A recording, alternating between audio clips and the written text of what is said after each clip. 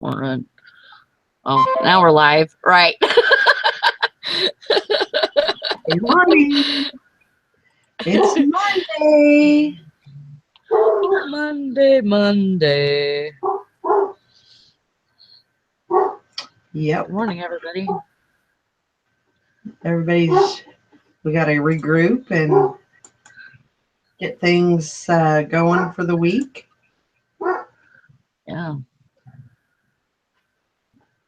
So it's episode number 71. Wow. Can you believe that? Crazy. It's just crazy. But how was your weekend?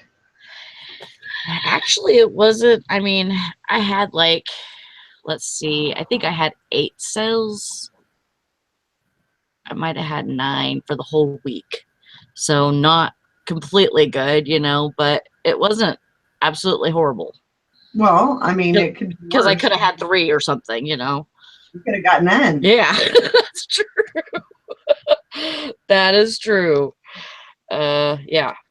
So, I mean, it wasn't horrible. Yeah. How was yours? It was good.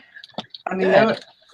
there was, I mean, as far as sales this weekend, I had 10 sales from Friday afternoon to last night or this morning. Yeah. But Yeah, I don't know what I was thinking because I didn't have a sale going on Saturday. I was like, what the hell am I doing? So late at night, I'm like, I better put a freaking sale on or, I'm going to be so screwed this weekend. I'm sorry, I didn't mean to cut you off. I understand. I have to get stuff out while it's still on my head, it's still in my brain. I understand. You're gonna be gone. But, no, I mean, I know one for sure. I got lazy last week. And so I took a lot of time off last week, just not feeling good and everything. But I'm back in black. Had a good day yesterday. Gone from like 9 to I think we got home at 6. Yeah. We was gone literally all day. It was funny because just as we were leaving, I put the dogs outside. Well, they had gotten out, and I had tried to fix where they had gotten out, and I didn't fix it very well. Oh no. So right as we're going by, we look over and we see Honey's head sticking out of the fence. Oh no. And by the time we got turned around, she was already out of the fence running.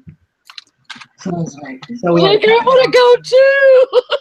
We had to wrangle them up and I left them in the house because we tried to fix the fence, but I didn't know, I knew I was going to be over there for a while. And so I thought, well, I'll just put them in the house. I put Honey in her kennel, and even though I didn't feel comfortable about leaving her in the kennel like that, but if I wouldn't have, she would have trashed the house. Yeah. So I did what I had to do. Yeah, I know what you mean. So, and of course, this morning they were over there investigating the hole, trying to figure out a way to get out. So. Did you shock her and tell her no? I did that yesterday. I didn't do it this morning. Yeah. She wasn't digging or anything. She was just looking. Yeah. And then that's how they get it, though. Then she seen me and she was like, "Oh," and she came right to me. Like, I didn't do nothing, Mama. I didn't do nothing.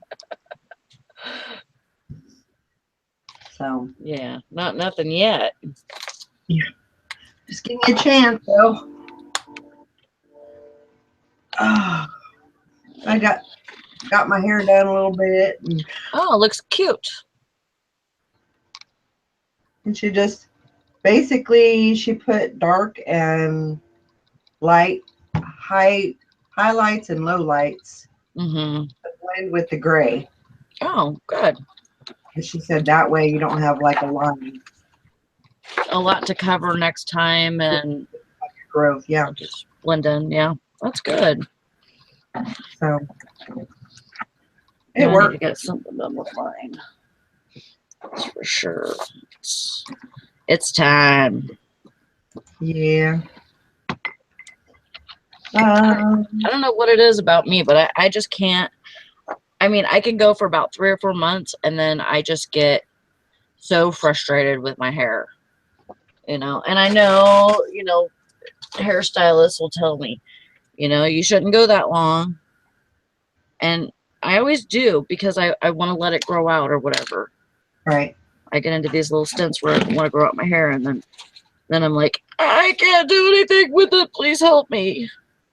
But it's getting close to summer too, and so Yes. that's if you're going to grow your hair out, you should grow it out during the winter months, and then when summer comes around, and chop it Yeah, all because off. I'm just frustrated. Even it doesn't even look that long, but to me it's long. Right. To me it's just like I can't do anything with it, and I want it gone. Yep. I understand. Oh, I got all my shipping done this morning. Speaking of that, Everything. Silver Hair Stacker says, "Good morning, slaves of shipping." Yep, I was asleep this morning. I was trying to get all my shipping done, and I'm trying to get this stuff bagged up so I can put it away. I'm still working on it. I've got about 3 more boxes to go. Yeah, I got to bag myself or box myself that I need to do that with.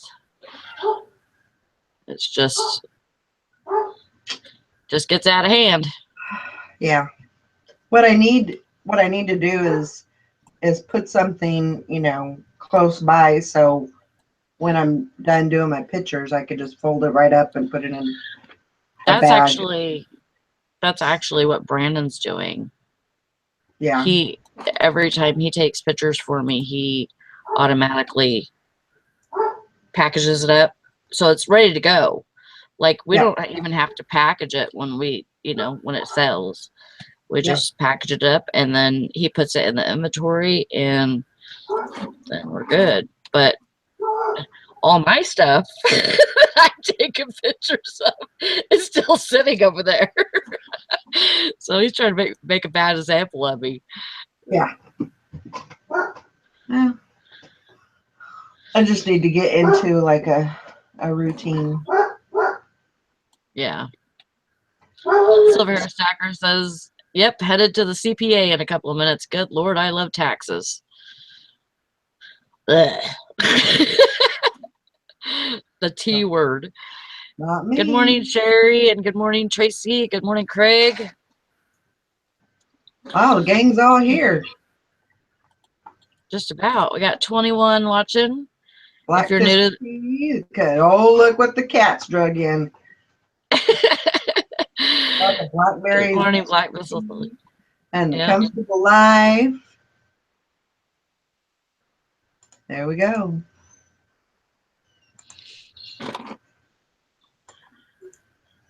Yeah, I definitely got some work to do. So how did everybody do Yeah. on their challenge?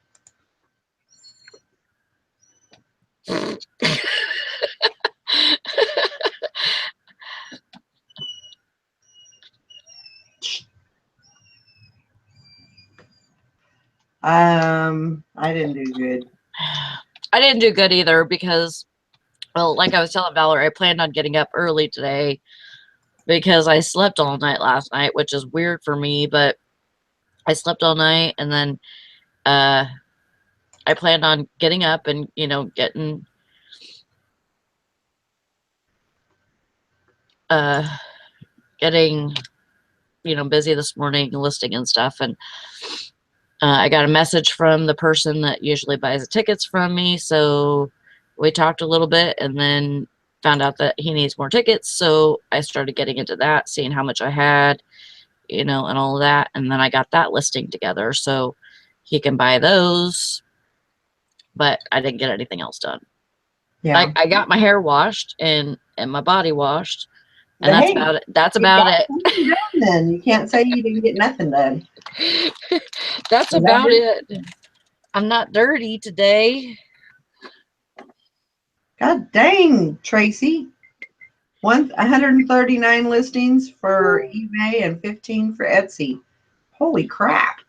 So You've is been that, I'm wondering, so your starting number was what and your ending was what? right.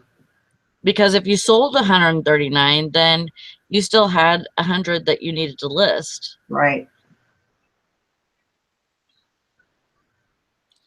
Oh, Nikki dropped a good video. Yep. Oh, I haven't seen it. I'll have to go look for it later. She did one for her when she had went out of town to get her online winnings, her online auction winnings. Yeah.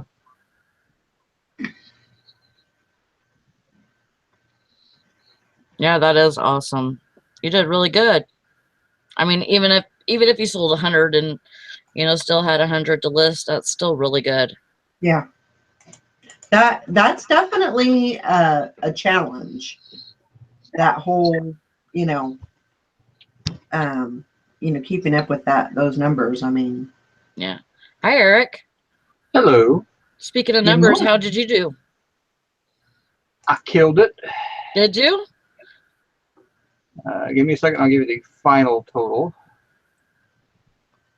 I'm going to do my relist.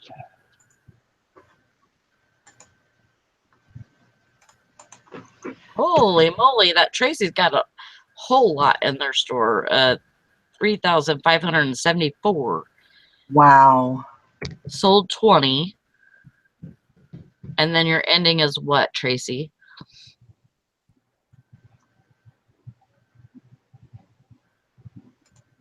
What the fuck? I gotta confirm my account.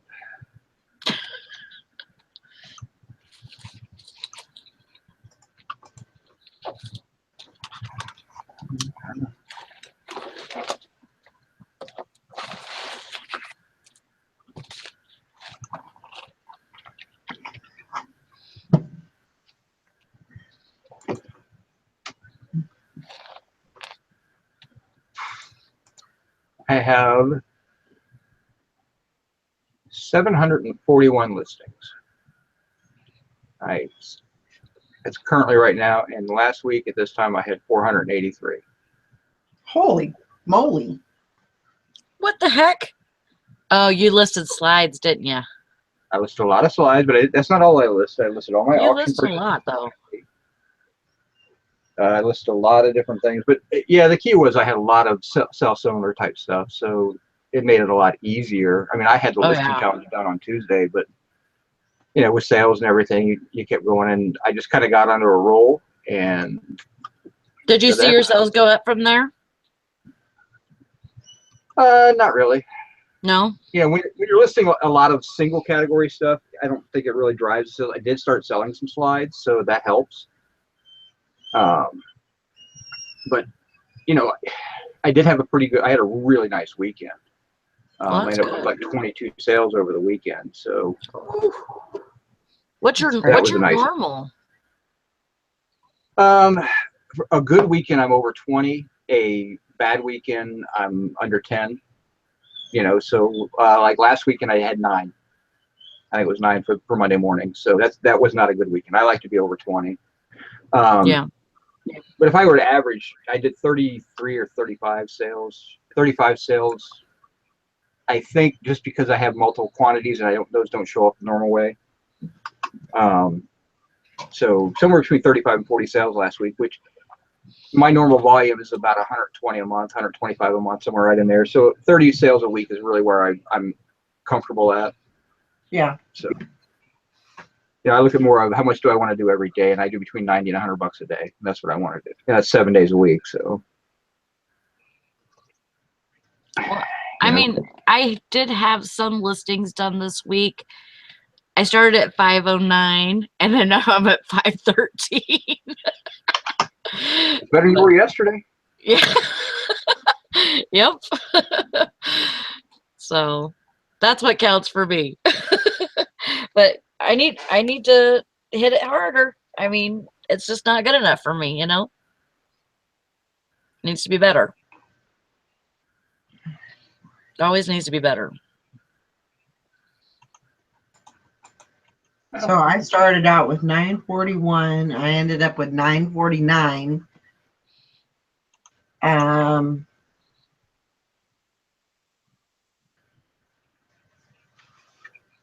Well, you had 8. So you had 8.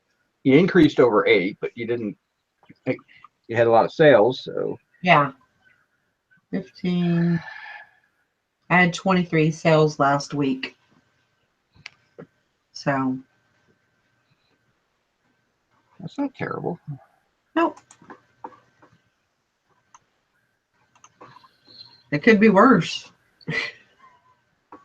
Yeah, you could have a really bad week or something. I mean, that's what is when it gets ugly, is when you have one of those weeks where you're like, oh, okay, this isn't working. What I got to do here? Mm-hmm. Yep. I hate books. What do you mean, listing books?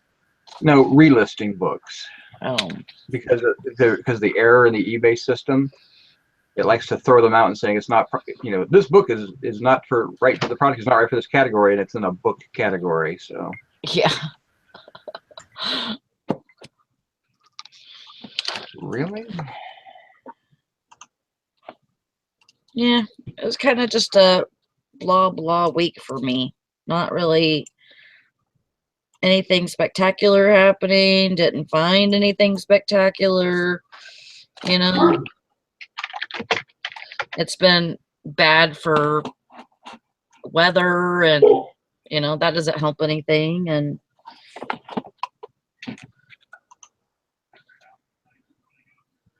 so, just all around, not really a very good week. So I'm hoping this one will be better. I had decent stuff. I bought all that stuff I bought on Tuesday. I think I showed everybody. The only thing I haven't listed out of that is the taxidermy heads, and I just got to clean those up before I list them. I was just on a roll last week, but everything else I listed, and I paid $140 for all that stuff, and I've made about $260 off of it already. Wow. And so I've got a ton more of that stuff but it's all up and running and it's paid for. So what taxidermy did you get? Fish heads. Oh. Don't you remember? Oh, right. I think I remember seeing those. Here's one that's off the board, but yeah. And they have to be cleaned up. They're really dusty, and I got to be careful how I clean them. They've been shellacked, so they're pretty sturdy and safe. But and why would people buy those? Give me a reason. I don't have a clue on that one, but because they're weird.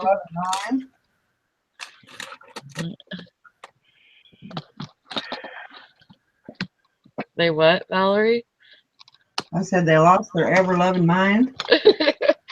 Or their fish head. Yeah. The fish head that they once had, they lost it. Well, I mean, you think about it, it's kind of man cave type stuff. If you're big into fishing, I could see that.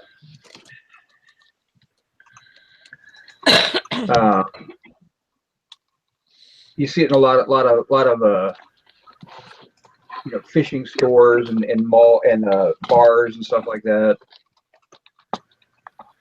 Yeah. So I mean, I can understand that. Yeah.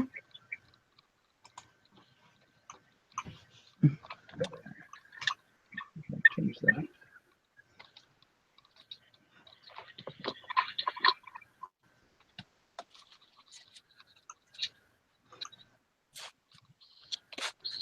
Why isn't Nikki in here?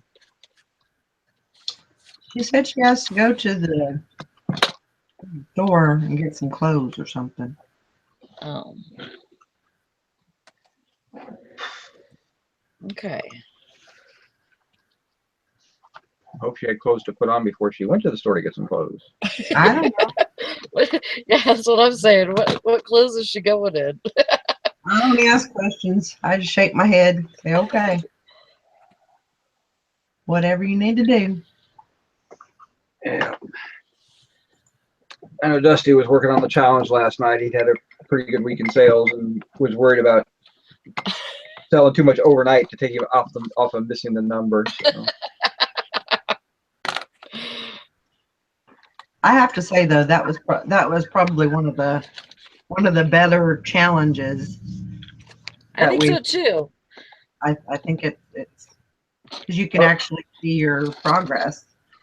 Yeah, I mean, I definitely, I went from under 500 listings to over 700, so that's a lot. But it's not a lot of money when we get down to it. I mean, I list the slides for $13 a piece. I sold a couple; they were on sale. I sold a couple for $10. So I made $20 off the slides. But those are something that they'll sit in the store and it'll just slowly go out there. They do sell. They're not a fast sell. Yeah. I like the challenge because it really kind of first off, because that's the first challenge I've actually completed, because I figured if I was going to make the challenge, I better do the damn thing. That's good, Eric. I'm proud of you. But it's a doable challenge. I mean, it's something to think about. Now, where I'm running into let me think about this now, is I've got to start thinking about how much stuff I have, how fast am I going to crank myself up to where I'm going to run out of listings and end up paying. Right, if I didn't list anything else right now, I would still pay about $100 extra in listing fees. Wow. Because I'll list 3 times a month. Relist everything 3 times at 750 items. So that's 2,250 listings I'm going to use plus my sell. Say I sell 150. That's 2,400 listings. I actually pay $140 extra plus my $60 for my store. So now I'm at $200 in listings, and that's if I don't list another thing, and I've got tons of stuff to list. So, I got to list another 300 items, and I got to seriously consider how close am I going to go to an anchor store. Yeah. And then I had to decide, okay, that's a big jump from $60 a month to a commitment of $300 a month. But are you making the money? Oh, I do all right. I do between $300 and $3,500 every month. So, after shipping and taxes, I clear about $1,800 to $1,900 a month. I mean, the money's not the object. I mean, I can make the money. It's psychological commitment. Dusty did it last week or the week before, and he struggled with it. And he's been selling for a long time. I mean, he's got many more years of constant selling than I do. Yeah. I thought about starting another store, but I'm like, do I really want to go back and start to build up feedback and work my way all the way up with that? And that's just a pain in the butt. Mm-hmm. Yeah. So I have to kind of run those numbers through my head because I have about 60 more art slides to list. I've got probably 90 to 100 of those framed bird prints to list. I've got probably 10,000 slides that I need to go through and list as either singles or lots. And I have 20 totes of merchandise in my house, and I've got probably another 30 totes of merchandise in my garage. Yeah. So it's all good stuff. It's all going to sell. It'll sell eventually. It's not going to go bad, but it's just a lot. And I've actually probably, it depends on where I'm at by the time it gets, springtime. I might end up taking all my garage stuff out and just running it through an auction because I need the space more than I need the stuff. Yeah. I'll cherry pick it and take out, I'll set a limit of how much I can get for everything. I've got one tote out there that's probably got $500 worth of stuff in it, just little things, but I need the space in my garage. I need to be able to work on my vehicles. I need to have room. And so if I could probably run it all through the auction. If I set it up correctly, if I go and get my, the little flats that you use to put stuff up and build my auction and just basically drop it on them and say, here, I can just set on the tables and it's good to go. I could probably get most of my dollars back out of everything. But kind of have to wait and see. Mm-hmm. Oh, so I mean, with the anchor store, I mean, that's going to make you not want to list as much because you're trying to save money. Well, yeah, right now it kind of slows me down. I have to think about, do I really want to keep listing, or should I just go, balls to the walls, another 500 or 600 listings, and I'm definitely into anchor store at that point. Right. I have to decide, okay, if I'm going to do that, it's just a big commitment, and yeah, I'm just like, it's not something I can't afford, especially when I have a lot of stuff.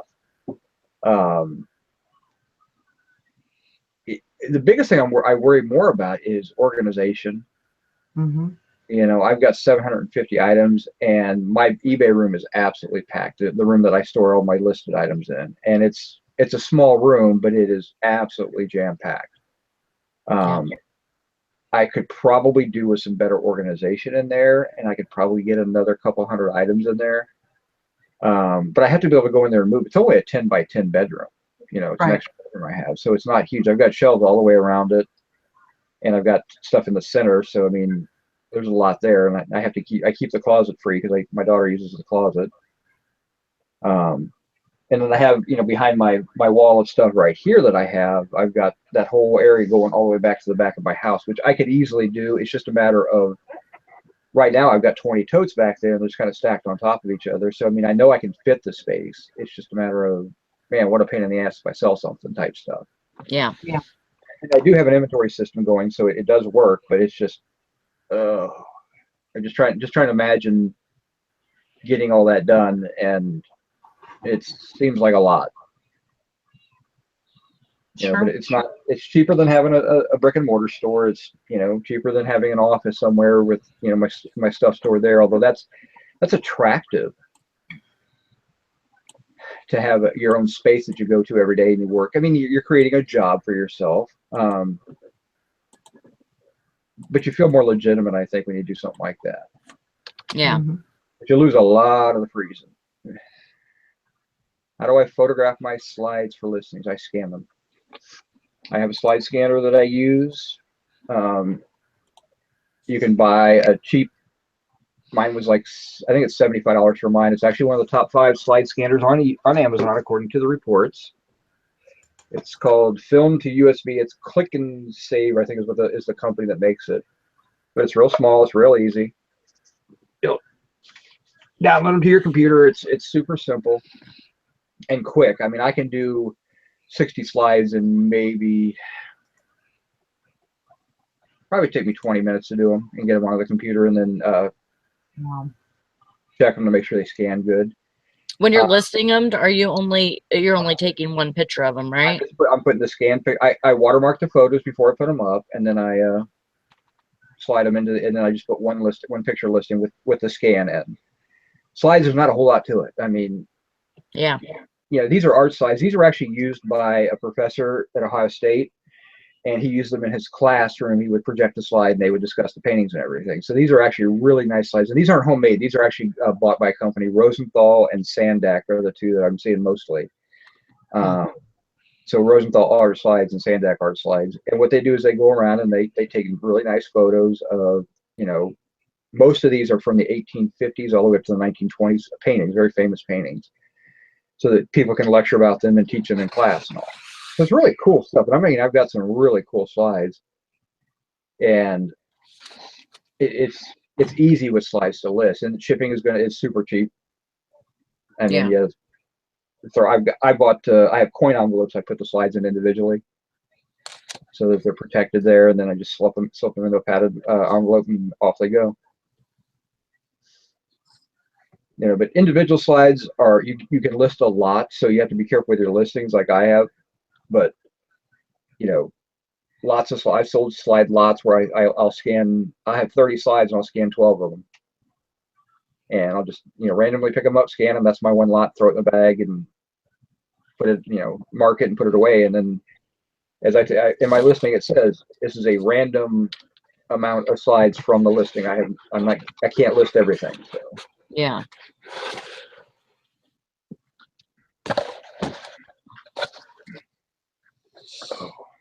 And then I have a really nice scanner, flatbed scanner, so you can also do them there.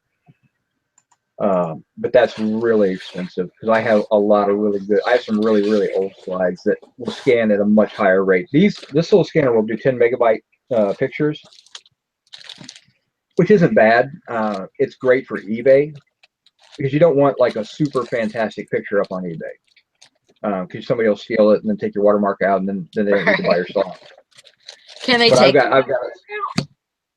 I've got a photo scanner over here for some. I bought a bunch of stuff that I've got a lot of negatives, and I've got a lot of really nice slides, and so I have a a flatbed scanner. It's an Epson 550, and that was pricey, but it'll pay for itself in no time. But it's sort of the tools. It's something I've been meaning to buy for a long time. I just didn't want to pay that much for it. Well, yeah, and when you have access to stuff like that, it's probably a good thing to have. Well, you have to look at stuff like that as, it's like buying a good camera. I mean, you can list with a crappy camera and it's going to hurt your sales. You might as well invest in a good camera. And that's probably going to be my next purchase because my camera's gotten old. I'm using a 5-year-old Nikon. And there's nothing wrong with it except I can't get good macro shots. When I really get close up on something, it's very difficult. It doesn't focus very well. I just use my phone. My phone camera sucks. iPhone. Dusty, I know for his macro shots he uses the iPhone because it's really good, but mine is not. And so you deal with it. Yeah. And then depression sets in.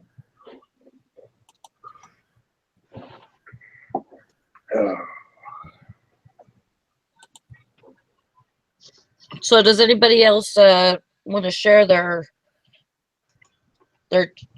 challenge numbers? Put that in the chat. We'd like to know if you made it or not.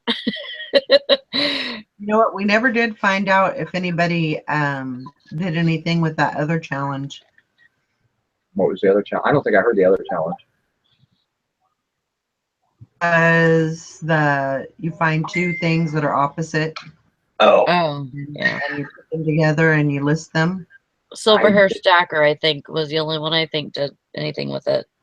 That's hard to do. I mean, it's hard to think about. Yeah, it's a weird challenge. I mean, I could have put, I guess I could use like a fish head and something else together, but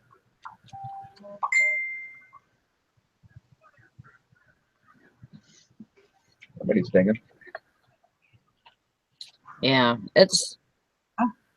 I had a few ideas, but I didn't do anything with them. I guess I'm a little bit too. I don't know. I'm worried too much about listing good stuff and playing around with it, I guess. Right. I understand. Oh. I had a rough morning this morning. We got up an hour late, so. Uh-oh. I was kind of leisurely, at least. We both got our showers done, and I just had to take him to school and sign him in because he was an hour late. But it was kind of nice not to be rushed for the bus. But I couldn't fall asleep last night to save my life. I didn't go to bed till 3:30 or something. Oh man! When you got to get up at 6:45, that sucks.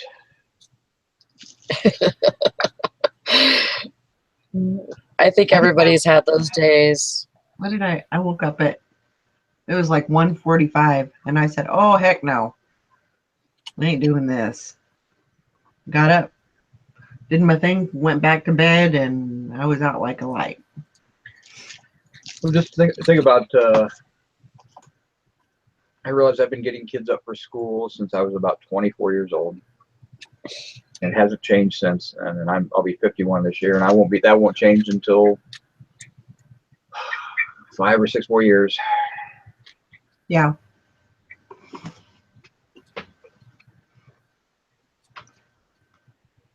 That's the thing too, is, I mean, definitely on the weekends, I take advantage of, sleeping in. I try to anyway. Oh, hell yeah.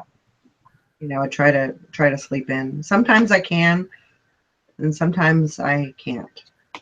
But during the week, I enjoy getting up at 5. It just gives me that extra time to kind of wake up, and then I get moving and get my stuff done before the show. We stay up too late. Or the majority of it. Most of the time, that's usually the way. Yeah, but most of the time we're all hanging out till 11:30 or 12 every night. So yeah.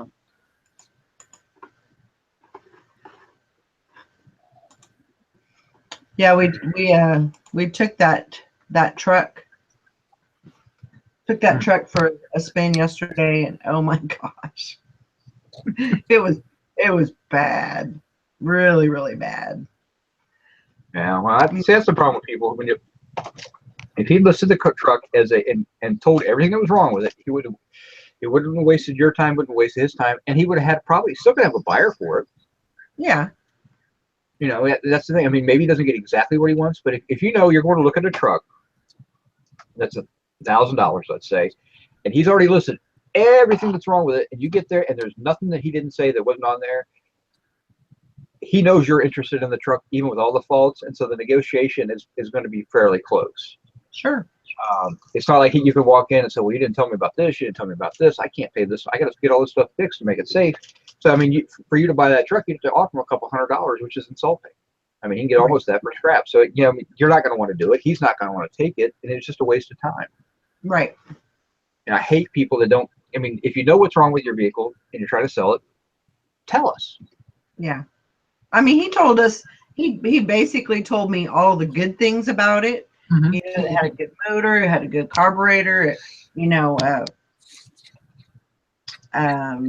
put a radiator in it, but he didn't tell me all the other things that were. Yeah, the brakes suck, the door's falling off. I mean, just say that stuff. I mean, it's okay. I mean, I get it, things happen. But you know what? There's a 16-year-old kid out there looking for their first vehicle, and that's all the money they've got. But what they have is they have the knowledge, and maybe a dad is going to help them or a mom is going to help them work on the car. That's a car for them. Yeah. Right. You're buying a beater car because, A, you're a kid. You don't need a brand new car. You need to learn how to work on them and change tires, change the oil, do the brakes, stuff like that. But that's the type of vehicle you sell to some kid who's like, okay, this is what needs to be done. You need to get it done right away. These are things that can be done later. Right. But it's a hoopty, and when you drive it, it doesn't matter if you put it in a ditch, because you've got $1,000 into it. Pull out of the ditch and drive it some more. You're not worried about dents. You're not worried about rust. Those are the cars I drove when I was a kid. Yeah. They're great transportation cars. I mean, why look for something special? It drives me nuts. And I get the same problem here when I went to look for a car for my daughter when we first moved here. And everybody in the world, $800, $1,000. Well, what's wrong with it? Well, it needs a motor. It's not a car then, it's a Hulk. Tell me it needs a motor before I pick up the phone and make a phone call. That's all I'm asking. Right. I'm not afraid of changing a motor, but I'm not going to pay $1,000 for a car that needs a motor unless it's, it's going to be worth $3,000 or $4,000 after I put a motor into it. But right. I don't have a problem with stuff like that. When I bought my truck, there were things wrong with it, but I accept those things, and I did a thorough test drive and check over, and I'm very happy with what I bought. So you fix those little minor things and you move on. I mean, but I knew about them. Yeah. This whole deceive somebody about buying a car is just bad business. I mean, it's bad. I mean, yeah. First of all, because they're coming to your damn house. You screw somebody, they know where you live. Yeah. Yeah. And he wasn't negotiating or anything. We said, what was your bottom dollar? And he said, I think he posted it for 750 and he said 700. And, my father-in-law said, well, I wouldn't give you over 500 for the thing, so. That's kind of where I was thinking is was about a $500 car if you had to put brakes on it and do a little bit of work on it. Right. So, but it was, for, like you said, for a young kid that, wanted to, had, that was a good learning car to change the oil and change the tires and, fix things on the car. That's a good vehicle. It's a great starter vehicle. And if you put a little bit of money and a lot of sweat equity into the car, right. It's a classic truck. I mean, that was the 70s, wasn't it? 78 or something like that? 82. 82. Okay, same body style. It goes all the way up to like 83, but yeah. That's a classic looking truck. It's cool. The nice thing about it is, have you guys seen the commercial where the guy, and that's been making the rounds on Facebook and stuff, where you got these three gorgeous women and they're looking at this one really schlub looking guy and he's got driving the really crappy car and he's like, oh, he is so not worried about, his car. We know what he's packing and all that type of stuff. And his car's filthy. There's a certain level of confidence when you drive something like that definitely, helps you out with the girls or, and so a young kid, something like that, that's actually a pretty decent vehicle. I mean, it shows that you're not really concerned about having that flashy car. Right. And like I said, and then most importantly, it gives you the chance to learn on something that, my God, if you screw it up, you're only out $1,000. I mean, $1,000's a lot of money to a lot of people, so I'm not discounting that at all. I mean, I don't have $1,000 laying around right now, but right. it's one of those things where, if you have the time to work on a car, you need just a basic transportation vehicle. Yeah. So you'll find something. Yeah, something will come up.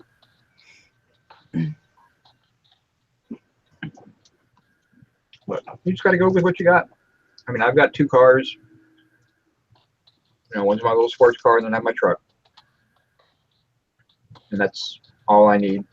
I used to be, I still look for cars.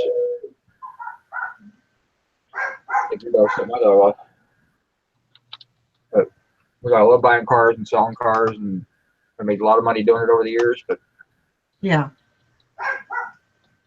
I've lost a lot of money on cars too. So I've lost more money on newer cars I bought than I did on older cars. Kind of crazy.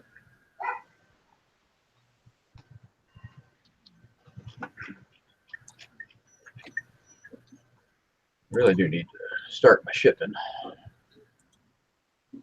Did you see that question I put in the side chat? Oh. Nikki asked, does that give your son anxiety when you were late? No, because he's out like a light. So I get anxiety. I don't like to be late. He's a very mellow kid, especially in the morning. He does not understand the rush to catch the bus. So he calls it dad getting bus crazy. I hate being late. If I make a commitment to be there for something like that, I can't stand being late. My first wife doesn't understand the concept of being anywhere on time. And I spent 14 years with this woman, and I was never on time for anything, and it drove me insane. I got best friend. I mean, perfect example. I got a best friend. It was back in, I don't know what year Titanic came out. We were all supposed to go to the movie Titanic, and so of course it was hot. It was in the theaters and everything, and so we're like, okay, we got to be there. I think the movie started at like 1 o'clock, and we were supposed to be there about 12:30. Well, we will show up at like 12:58. We walk in the movie theater, and the only seats left are the ones in front. My friend's wife says, I can't watch this movie. She left. And so we're all sitting there, watching this movie like this. So it was horrible. And that was kind of one of those things where you're like, you can't be on time. And so I started taking 2 cars. I said, I got to go. You come or not, I really don't care. Yeah. But What was worse is she would make my daughter, the one that lives with me, was in band and all that stuff, and she would make her late for all her stuff. And it just, my daughter finally took the tack that if I tell, if mom's got to take me somewhere, I give her an hour time difference of where I have to be. If I got to be there at 7, I tell her I have to be there at 6. Good idea. Because we're always late, but at least I'm on time now. But I mean, if she's I got a school function, I got to be there at 7. Her mom would get there at 7:15. It's just like craziness. I mean, she just couldn't be trusted with stuff like that. And to this day, she's still that way, according to my daughter. So the only thing she makes on time is her work, I guess. So I don't know if she works or anything like that, but yeah, in the mornings he's very mellow, very cool. He likes a routine. He likes a schedule. I mean, he's autistic, so they all like to be on a certain type of schedule. So, you know, if I wake up late, he catches his bus at 7:46 every morning. You know, with a 2 or 3 minute leeway either way. So I've got to have him ready by about 7:40. And so if I get up to like 6:45, 6:55, somewhere in there, then I can start his breakfast. Get him going with that. Well, he gets up, he eats his breakfast, he watches turns on YouTube and watches those while he's eating breakfast, trying to get his day going. And then I try to get him out of his room at 7:30, brush his teeth, get him dressed, and then clean him up a little bit if it's not a shower day. And then, you know, we wait for the bus down on my landing here. But yeah, if I wake up at 7:15 and that only gives him like 12 minutes to eat breakfast by the time I get it fixed and everything, that's when he gets a little anxious because I'm pushing him out of his routine, as opposed to, it's not a time factor. It's just he's used to sitting down, watching a couple of things, slowly waking up, and he's really good about it. I mean, he's not a grumpy wake upper. So, but yeah, it can be tough. But yeah, I completely slept through 3 alarms this morning and woke up at 8:05 instead of 6:45. Oh gosh. That's a bit of a time difference there. Yeah, so I'm like, you know what? We're gonna take our time this morning.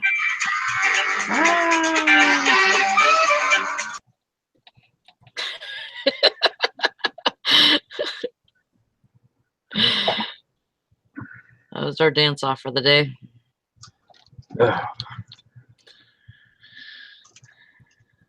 Yeah, I have a bunch of Marvel, DC cards, Spider-Man cards. Trying to. They're not worth going through individually. More likely. No, I'm just lotting them together and.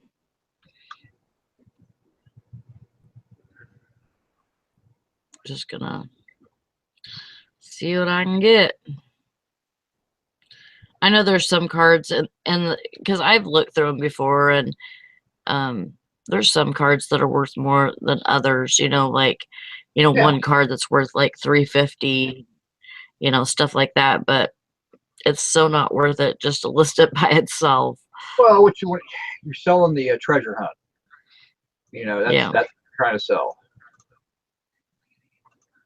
So if you can sell the treasure hunt, then people are more than willing. I really yeah. You know, and that's the key. I mean, that's why you sell them lots sometimes, or a junk drawer lot, things like that. Those bring decent money, and again, as long as they can kind of get an idea, it's like buying a storage locker. If you throw out a lot right there, and they get enough that intrigues them to want to buy it. Right. And you know, and it's found money. Usually, when I do lots like that, it's especially when it's a storage unit or a junk drawer lot. It's crap that's broken, or I don't know how to use it, or it's costume jewelry I just don't want to mess with. I just kind of throw it in a big bag and throw it in a lot, and then let people. I usually auction those off and let them go, and I put it all into a medium flat rate, so I know exactly what the price is, and they're paying for the shipping on that one, and I just let it go, and it gets crap out of my way, and I don't never have to worry about it, and I usually get $30 or $40 for those things. Yeah.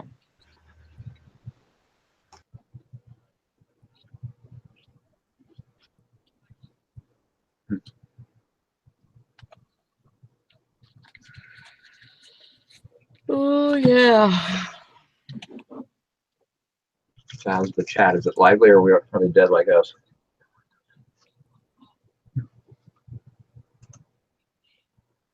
Looks like it's low. Sorry about that, guys. That's right. All right.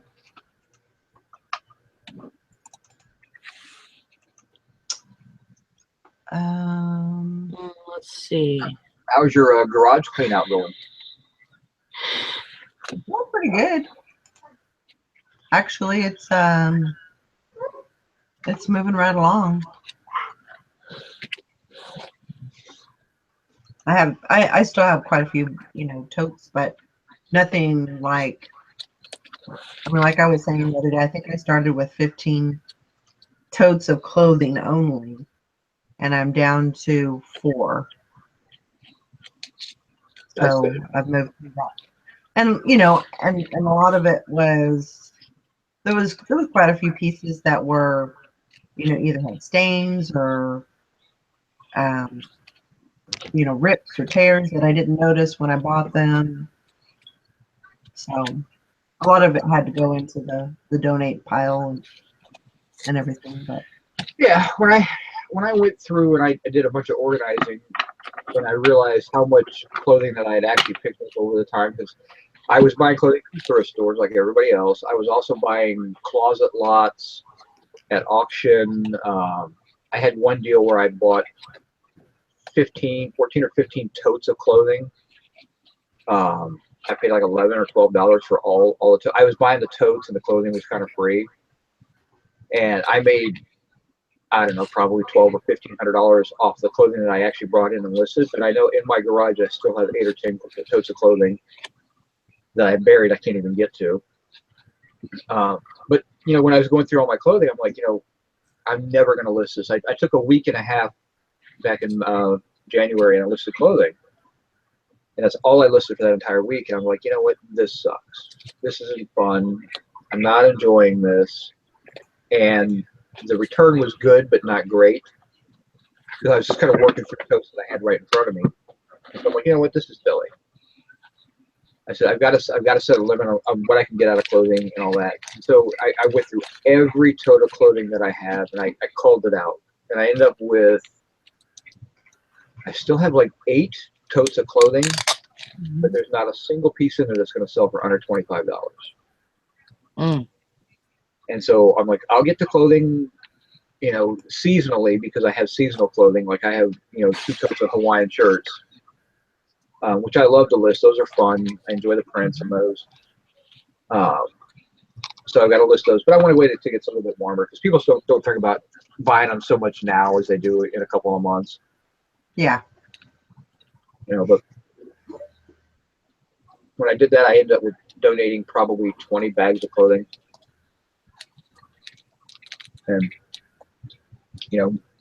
most of it was auction, but some of it was thrift store stuff that I was bought and had been sitting there forever. I mean, I just had a real bad habit of buying stuff and then listing 3 or 4 items that get paid and the whole thing is paid for. Then I'd lose priority on listing it. Right. It's free. Kind of the way I was looking at it. It's not really free. It's profit, and I wasn't really maximizing the profit, but it's not costing me anything except for storage space at that point. It's already been paid for. Mm-hmm. I mean, and that's kind of the way my whole inventory is. Aside from about $400, I could throw my entire inventory away and not be out of dime. I made more than enough off of everything that I own. I could just do it and just start over if I wanted to. Yeah. I don't want to because I got a lot of searching and hunting in there and all that, but that's why I don't mind if I take it to auction. If I don't get top dollar, I'll be all right because it's a lot of stuff that I'll get to eventually, but I think I'd just rather have the cash back in my pocket and the space out of my garage. Yeah. Yeah, I've been, trying to do some research on, little things because when I leave, I want to do clothing in a sense when I, start my store over again, but I know that I'm not going to have the room. But there is some things that I can do, like bras and smaller items scarves and you know, things like that. I can still do the clothing, but just generalize, you know, more general. You're gonna have to, if you're gonna do more of a traveling type deal, you're gonna need to think about your storage and maximizing your dollars per storage, as well as if you kind of sell the same thing, it means you can also kind of set your shipping up as well. Right. If you sell stuff that you can, if it's only gonna go into a poly bag, that's all you got to stock is poly bags. Right. You know, so and they you can store 500 poly bags in space, you know, like that. So I mean, that's a really smart way to approach selling from a standpoint of I'm going to be traveling and selling at the same time. The problem is you're going to niche yourself in, and you're not going to make as much money because it's just stuff like that just doesn't bring a lot of dollars in. But it's still good. I mean, you could sell, like I said, I've got 10,000, probably got more than 10,000 slides stacked on a 5-foot shelf back there. You know, those things, if you can get a good steady selling on those, they sell decently and they store well. I got 200 and, let me take my stuff off it. There's 250 slides in a little box like this. Right. And I know I've got like 20 of those at least. So. Yeah, but, I'm looking into, the bras, and probably I definitely want to get in more into like glasses, eyeglasses and frames. I think that's an untapped market. I think you could do really well there. Sorry. Right. Is Honey telling you all about it? She's saying, just listen to me. I think the mailman can. Must be a mailman. Or a ninja squirrel. See, that's something that drives my son absolutely insane is the dogs barking. Because they interrupt his watching of his YouTubes when he's home. And he will literally, I'm out here and he's up in his room and I'll hear him come out and start lecturing the dogs about barking and they're breaking the YouTube rules and all that. It's just absolutely hilarious to see him going off. But he'll sit him down and just give him what for. And I'm down here dying laughing. I mean, but yeah, they'll go off. And then one day they were barking. My little one likes to bark at squirrels outside, so he was going insane because there was a squirrel running around in our backyard. And so he comes out, and I let the dog out, and he chased the squirrel out of the yard. And he's just so mad at him. I said, "Well, Luke," I said, "we were being attacked by ninja squirrels." So he protected us, and he kind of looks at me. He goes, "There's no such thing as ninja squirrels." I said, "Oh yeah, why don't you Google it?" So he goes and Googled ninja squirrels, and the first thing that popped up, squirrels dressed as ninjas. And he's like, "That's not real." I'm like, "No, I'm just teasing." But the whole thought process was, wait a minute, maybe, because Google means it's true, and he's a big believer in the internet. He thinks he can find everything he needs off of Wikipedia, doesn't need to go to school, so he's a technology kid, so I like that about him. But yeah, he does not like the dogs to bark, and he loves the cat, but he doesn't want the cat in his room because she'll mess up his Legos. Which she will, because she's like any other cat, likes to jump up on things and just sit there and knock them off. Sure. Yeah. And it drives him insane because he's got shelves in his room with Legos and stuff on it, and she'll jump up there and she'll just look at him and just knock it off, and he's freaking out at that point. But he loves the cat to death, so he's kind of in that love-hate relationship with her. Hey, Sherry. Sherry?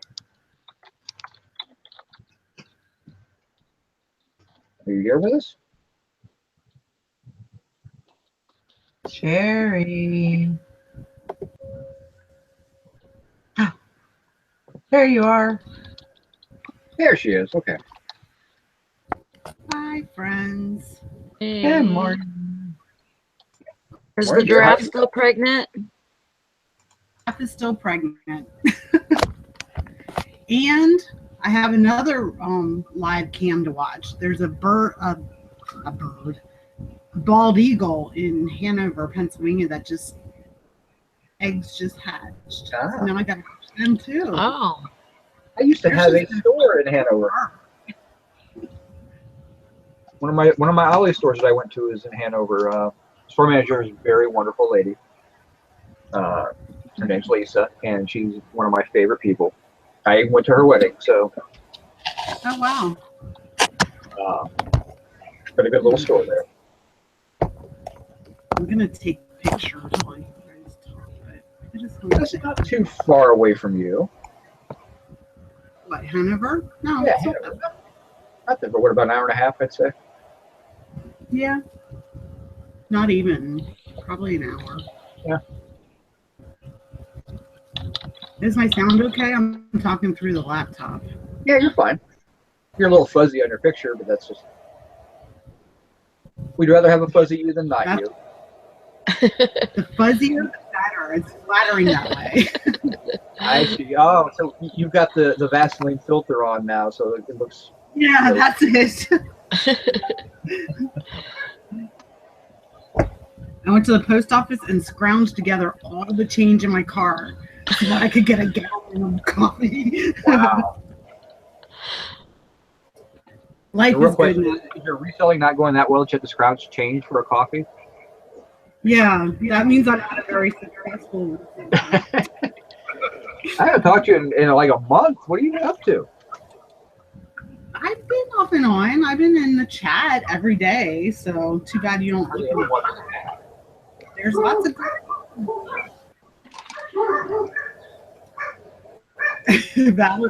Valerie's entourage has something to say about that.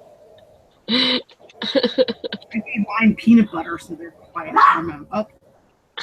There it is. So how's the other work doing? I know you said you had your company lost a couple of accounts.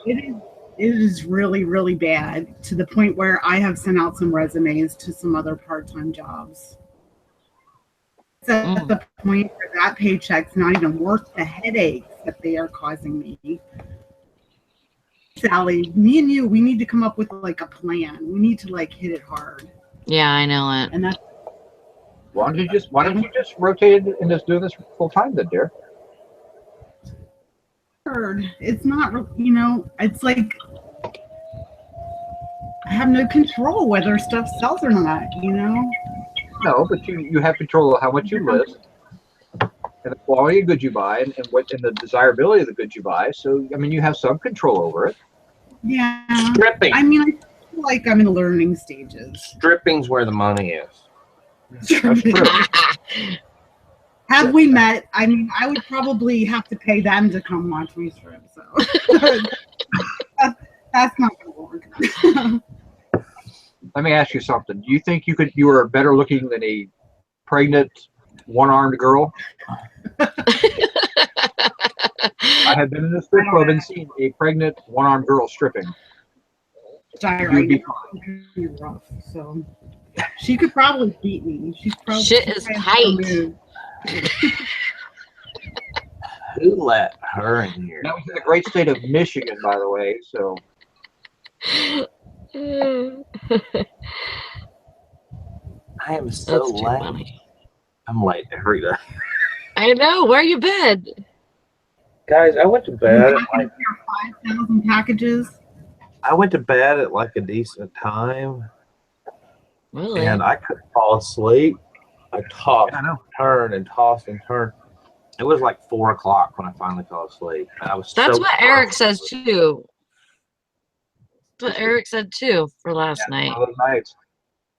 I literally watched like 6 episodes, back episodes of American Pickers, and I think they're idiots. I think that's gotta be. No, I think they're actually. It's obviously staged or whatever. It's a TV show. Nobody can be that stupid. Well, they pass up more good stuff. Yeah. Than it, and they're very specific in what they're buying, which is fine. I have no problem with that. But they pass up thousands of dollars all the time. Yeah, but my God, man, the producers got to learn that like the rest of the country doesn't really care about oil cans. Like nobody else cares about oil cans, but Yeah. you know, there's only so much Yeah. you can teach. They're kind of infatuated with that whole thing, like oil cans and the signs. What is this? See, that's the worst type of figure, though. You're not picking. You know. He's collecting. That's the worst type of person you can deal with, though. Oh. That, you know what? That's kind of like real life, like reselling. That we've always said, you know, don't, in order to be, you know, too many people get in this business and they try to. My sentences aren't coming out good. This is gonna be fun. You know, they get in this business and they try to automatically go to what's familiar. You know, and like I always pick on like coffee mugs and T-shirts, or what they've learned about or whatever. And in order to really like start seeing, you have to go to that stuff you're not familiar with. You know what I mean? Like, don't go to the stuff you collect, or don't go to the stuff you know about. And go look at the crap that you go, what is that? You know? Yeah. Like, it's almost If I like see something really good though, like you could see a coffee mug and you're like, oh, I think I could definitely sell that. You know, just by the style of it or the way that it is designed, if it's hand painted or whatever. You know, I mean, some of those sell more than others. So Yeah, you know, you kind of just use your. But it amazes me though, like when I do videos or stuff like that, and people will come in and go, I would never in a million years dream of picking that up or trying to resell that. And it's like, and that's where you're going to fail. That right there is where you are going to never branch out, because I would never, if you start with, I would never dream of. That's, you gotta get it, think outside the box, and you're never going to think outside the box if you start all your sentences with, I would never dream of. And the other corresponding fact of that is, don't pick up stuff that just isn't good. I mean, if it's cheaply made, if it doesn't look good, if there's no real value to it, I mean, you can take a couple of seconds to look something up, but stop buying crap. I mean, I hate to say it, but you know, if you're not, you know, if you're short on money and you're picking stuff up in box lots and things like that, that's fine. That's one thing. But if you're doing this decently and you're picking up crap and wondering why you can't sell it for $7.99, it's because nobody else wants it, or there's a million of them online. I mean, Ralph Lauren polo shirts, you know, yeah, sure, they sell, but everybody in the world has them. Robert Graham shirts, there's thousands of those listed. We were looking those up again the other day, and I was like, there's 16,000 Robert Graham shirts on. I think there's more Robert Graham shirts on eBay than that people are actually wearing. I mean, it's sad. I mean, okay, but you have to think about it like this. There's new people. There's new people that are, you know, starting out, you know, and I get it. if they hear this, they're going to say, okay, so I shouldn't pick up anything like that.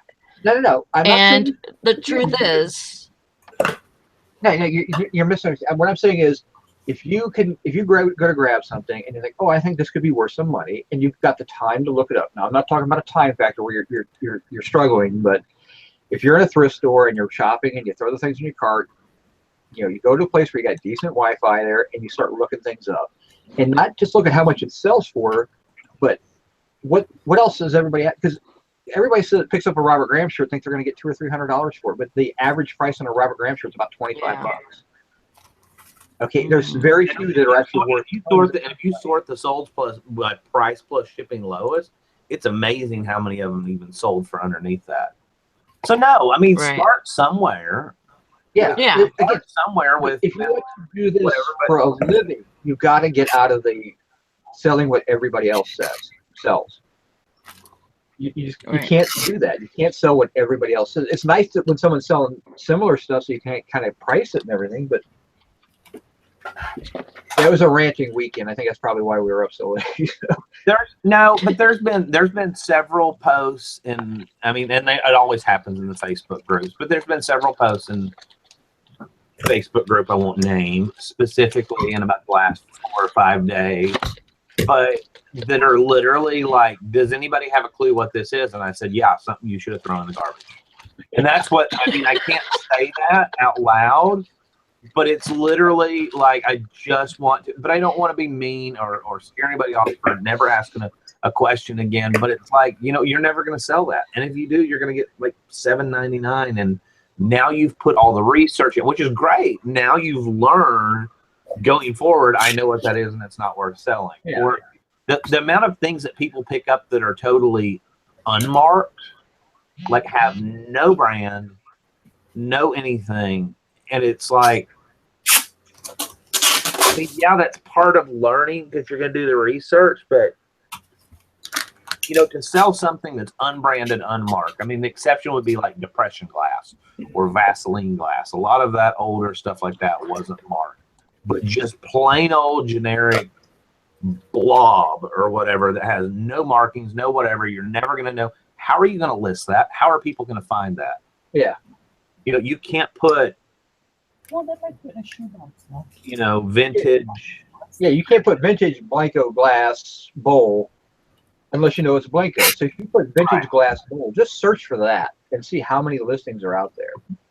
You got nothing that's going to bring it up to in the search engine. It's going to be interesting for people to find. It's going to sit in your store forever.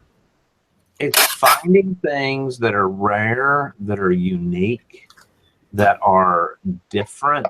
And it just seems like, you know, I think we all got into this business doing things that are common because we were familiar with it. But get out of that. The minute you break out of that common into the uncommon is where you'll start hitting home runs.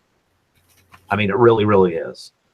And I know there's a lot of people that, you know, we're really successful at what we're doing, but you don't have any idea how much more successful you could be if you broke out of that common, you know, and into the uncommon. Yeah. Queen City Picker mentioned that he had a friend at a flea market and they had to quit watching. I guess they were a fan of Storage Wars and said that they would buy a crap locker and start throwing stuff around, breaking things, saying that it's no good. It's not, this is crap. And that I guess she buys storage lockers and for the crap that she was paying for all kinds of stuff because people just don't understand value. Yeah, again, the shows are neat, they're cool, they're fun, but they're not really for resellers. They're not really showing you what goes into it and what, you know, there's value in a lot of things that they think is not worth anything. Because they want the big surprise or the big fail. But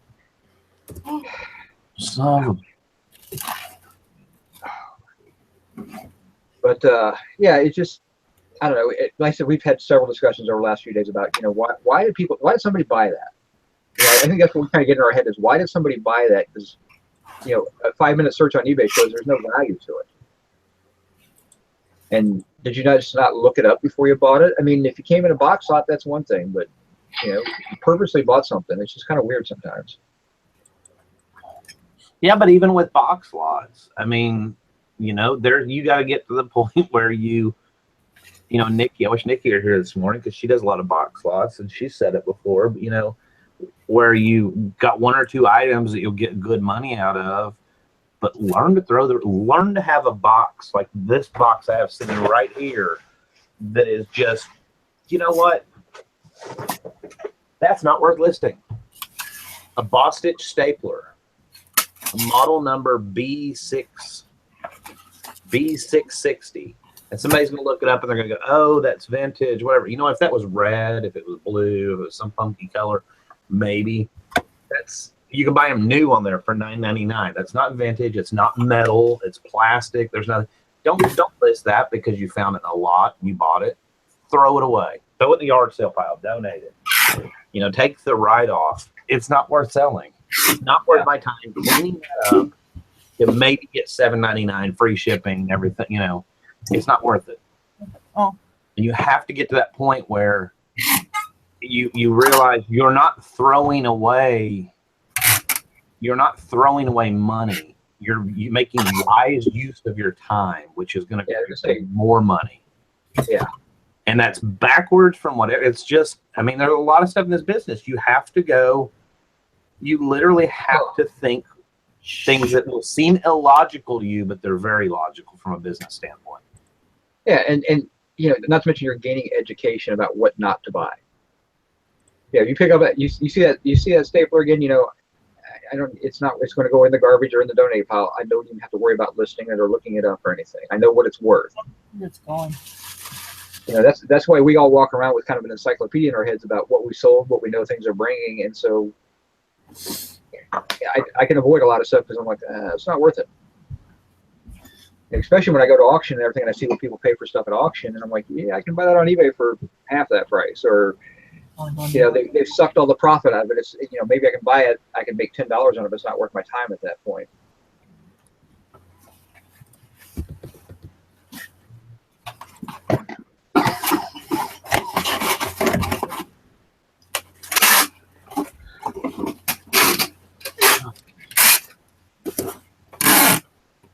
People cancel stuff. Well, at least I hadn't shipped it yet before they have to cancel it. I don't know. I get excited though where I see the posts from people that are, you can tell they're trying to get outside their comfort zone, and it's, you're not going to be immediately successful at it. You're going to make some mistakes and things like that. You're going to do some dumb things. You know, you'll look back, you know, later on, hey, that was dumb. It was part of the learning process though. But there, you know, it's not risky. That's the thing that kills me. People are like, oh, I would never drink. The keys that I bought, and I hate to bring that up again, but I don't know how many comments there were on that video. I would never in a million years be that cool to buy it.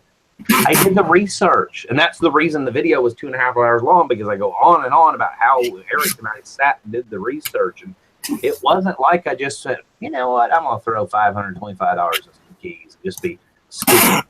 No, I did the research on it. Yeah. And the research told me that even if I did it by the pound in big buckets, that the money was there, that I was going to at least at minimum double or triple my money. So it wasn't, if the research is there by looking at sold listings, how is that risky? You know? Yeah. I said the only risk was how much work you were going to have to put into that, and it really turned out to be a heck of a lot easier than you thought it was going to be. Mm-hmm. But yeah, it's, you know, that's why I sit at the computer 12 hours a day looking up stuff and researching, and you know, we often do. I mean, that's one of the things we do when we're like hanging out later on, is we're looking at, you know, oh, I got an auction in my area, and we'll all sit there and look at the auction, and we'll all take turns looking stuff up, just trying to educate ourselves and also to give good advice. But one person will usually screen share, and if not, you know, I'm off like maybe shipping, and if nothing else, I'm listening to what the other people are talking about, and I'm learning. You know. Yeah, we were doing research on a really cool storage auction that's coming up, and it's one of those ones you kind of look at, you're like, wow, I just don't know if that's going to be worth anything. But the more we researched, the more excited we got, and we're like, wow, that could be a major score.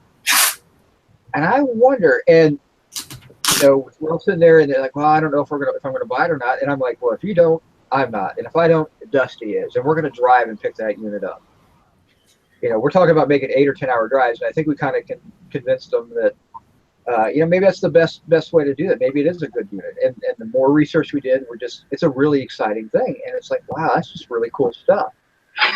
And so, you know, they kind of made the decision that, yeah, why not go for it and everything. Well, he goes, so nice stuff. But you know, that's what we do when we hang out, and that's one of the things that's nice when you have a partner. If you're picking with your spouse, or if you have friends that you go out and do stuff, more eyes on it can certainly help you. You know, Google Hangouts is free. Hang out with get a bunch of people you like to hang with, and just get together and do research like that. Get it. What'd you sell, Val? It was just a bid. Oh, okay, you're an auction.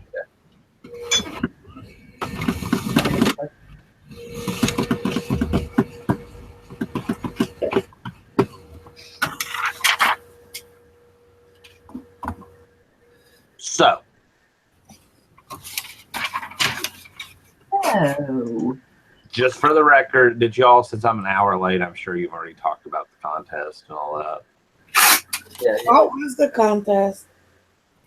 The contest was you had to list what your total listings in your store was on Monday last week. You had to be 100 more this week. That included all of your sales. So if you sold, you had to, if you sold 50 items, you had to list 150 for the week. If you sold 0, you had to list 100 items. That was the minimum. I was sick. I did nothing all week. Okay. And I have to say, whenever people tell you, like Dusty tells everybody, we got a list, we got a list. I did nothing, absolutely nothing. My sales suffered. And then yesterday I started working again and I got like sales back to back. But the days I did nothing, I had nothing. It's a true factor. If you're not listing for 2 or 3 days in a row, you'll see a sales drop. Definitely. How'd you do, Dusty? You were close last night. I'm about to tell you because I had a couple drop off into unsold that I've got to relist real quick. Yep. Yeah, I literally listed like 9 items last night because I knew if I sold anything overnight, it was going to be close. I was at like 101. So I just grabbed 9 items and listed them real quick. 1,270. So at 106. Yep. Because I was 1160. Probably.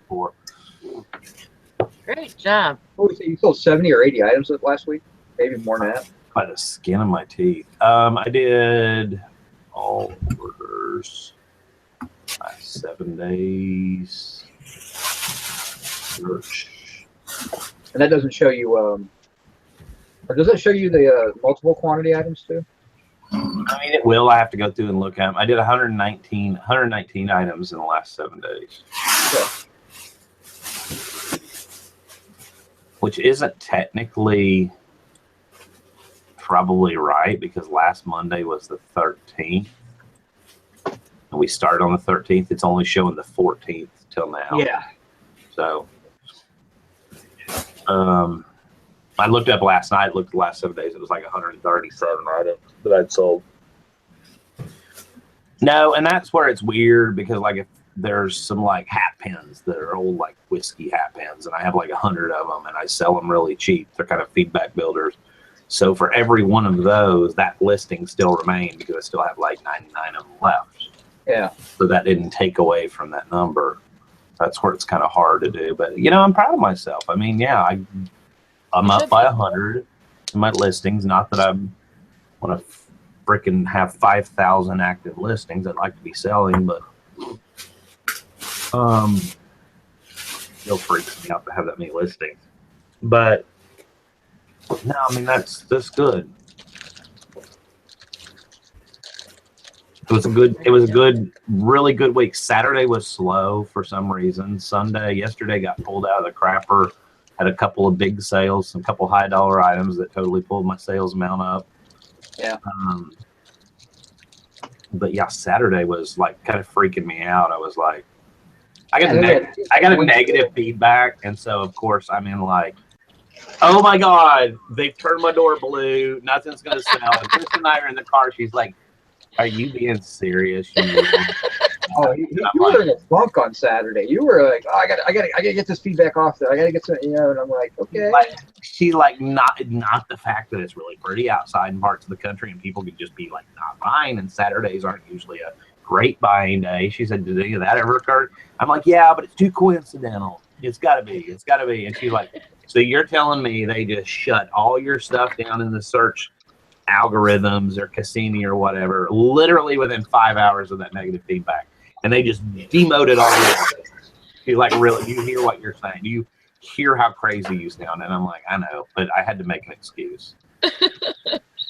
It was negative feedback's going to be, I don't care. I don't care how hard you try, how hard you make your customers happy. There's going to be some people that regardless of how you respond, regardless of what you do, regardless of your return policy, and in this instance, it was an item where it operates off dual battery and AC. And I tested it, worked fine off of battery, didn't come with an AC cord, advertised it. He gets it, plugs his AC cord in, and it doesn't do anything. Well, first of all, I don't know if your AC cord even works, Yeah. So like, no big deal. Return it. I have automatic returns. That's what it's there for. You don't even have to pay the return shipping. Now, it was easier to just, say buyer beware. I got ripped off because apparently I didn't get to where I'm at with 7,000 feedback. Apparently I got there by being a scam artist and ripping everybody off.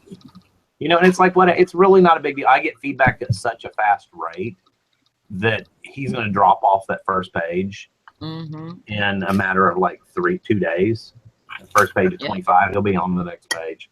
And I just don't care. But it bothered me, though, because I hadn't had a negative since about November, I think. And there's a lot of people that would, you should call and you should get that removed. And I don't know. I believe in saving my issues for real issues, and I don't think that's a huge ordeal. Right. To have, it's going to happen.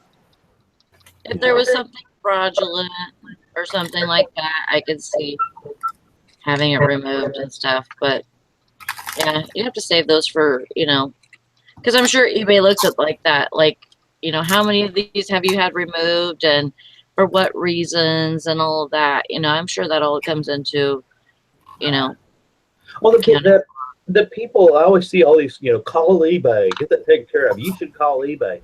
I mean, don't you know that when you call and they say, okay, we need to get you to verify the last 4 digits of your social or whatever. I mean, there's a screen, there's a screen there that says has called in 374 times in the last week. I mean, there's something there, or is top rated plus, there's something there that's going to tell those reps what kind of, at a glance, what kind of seller you are.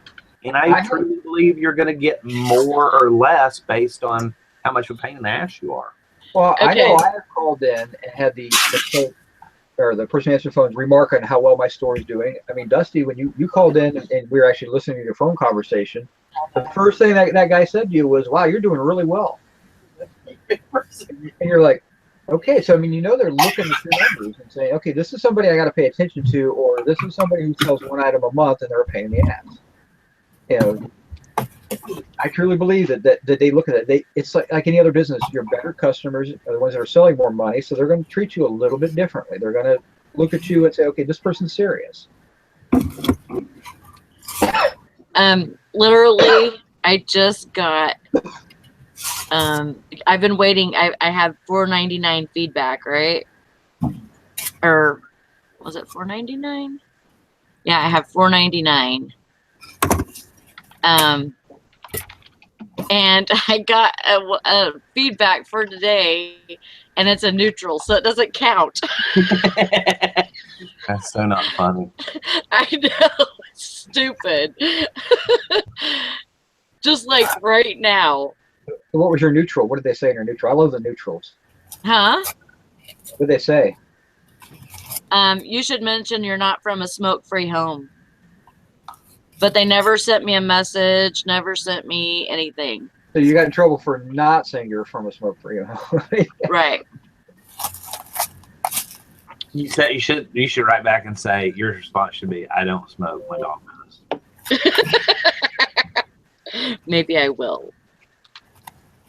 But yeah, I mean, it'll fall off in no time. You don't worry about it. I don't even worry about it usually. I mean, but I've been waiting, for my 500th, and it's funny those little benchmarks. It seems like when it comes up to the 500th or the 1,000, whatever, that when you get to that number, it's like it takes forever. Yeah. Yeah, I've been at, I was at 400, or 490, I'm sorry, 490, I believe, at the beginning of this week, or beginning of last week. And so I've been waiting, all week for. I average probably about 50% on my sales to feedback ratio. Rich Richter wants to know what's the meaning of the different color store doors on eBay since Dusty brought it up. Sorry if y'all talked about it already. Just got here a minute ago. There is absolutely none, but it has been speculated. Don't let him tell you that. It has been speculated for the last 10 years that people go, when your door turns a different color, your listings are more visibility. So it's something we just like to poke fun at. But you can even go into my eBay. Like mine's blue right now. I can probably refresh it; it would turn red. It means like go to your absolutely. store and it'll turn red. Oh my eBay, it's blue there. If I click on my eBay and go to that view, the summary view, then it's red.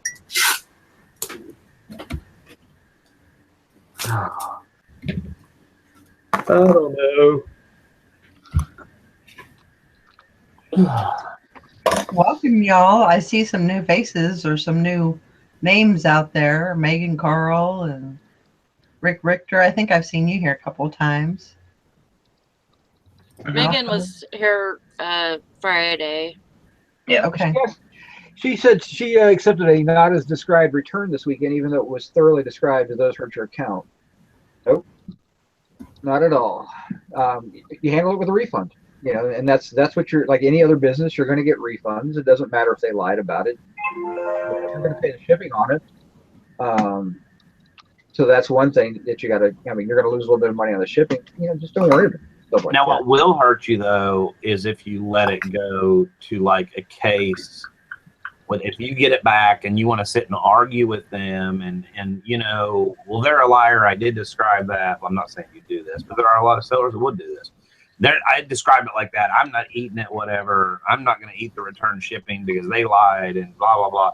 And then it does go to a case, and then eBay or PayPal has to step in and determines that, like, no, you need to get a refund. Anyhow, yeah, that does count as a defect. And that's one of those where you're allowed, that's called cases closed without seller resolution. Yep. And you're only allowed 0.3 to keep operated for that one. So be careful on that of letting it actually go to a case. Yeah, you really should avoid a case. And it's better to just smile, eat the refund, not worry about it, and move on and sell something else than it is to escalate it that far. And you're gonna resell it. I mean, then yeah, you're out the shipping there and the shipping back, but look at it as a tax write-off, because your chances are you're gonna need one of those anyhow. Raise your price and sell it for more. I love it when that happens. Yeah, you just did that with that coffee pot. Get it back, and you're like, okay, cool. I'm gonna jack it up 30% and sell it again. And then somebody buys it, and you're like, oh.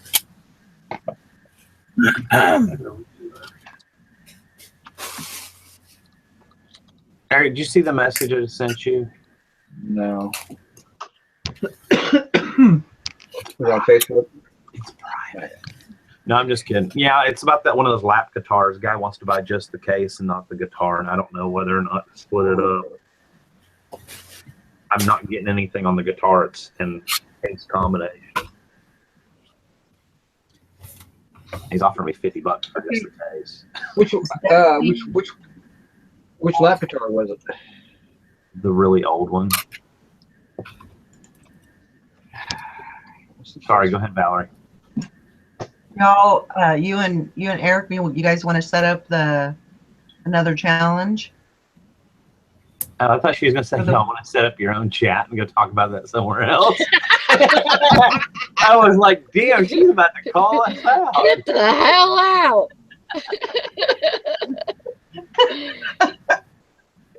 I'm sorry that I left abruptly last night during the hangout. I really had to pee and Walking Dead was on. And it was more important. Priority. Unrelated. Priority. And we discussed some really valuable information last night while you were gone, but that's all right. Oh, stop it. I'm sure it'll come about again. I gotta take a flashlight. Hi, everybody. Oh, look, it's Naked Man. Naked Man, Naked Man.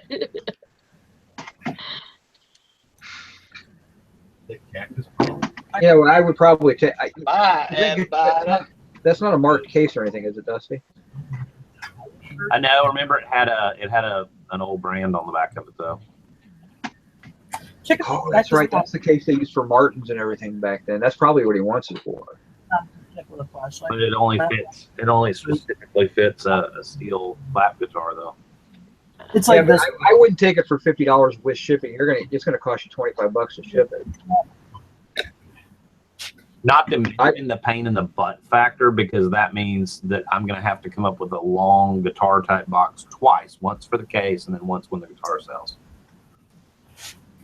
And for $50, I don't feel like that's really worth it. I would count. I mean, would you take $100 for everything? Yeah. I would counter him with $100, and he gets the guitar, and he can do whatever he wants with it, with the shipping. And I'd say, it's going to cost me $25 to ship it to you.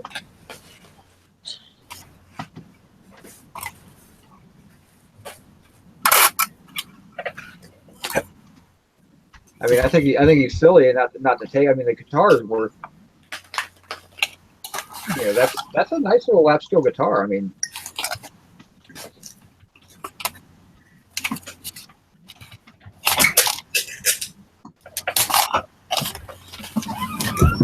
well for decoration.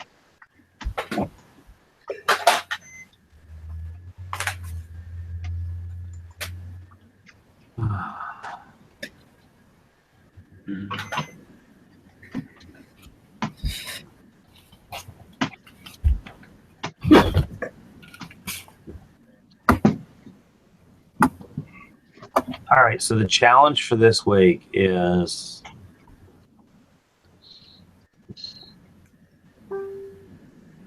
who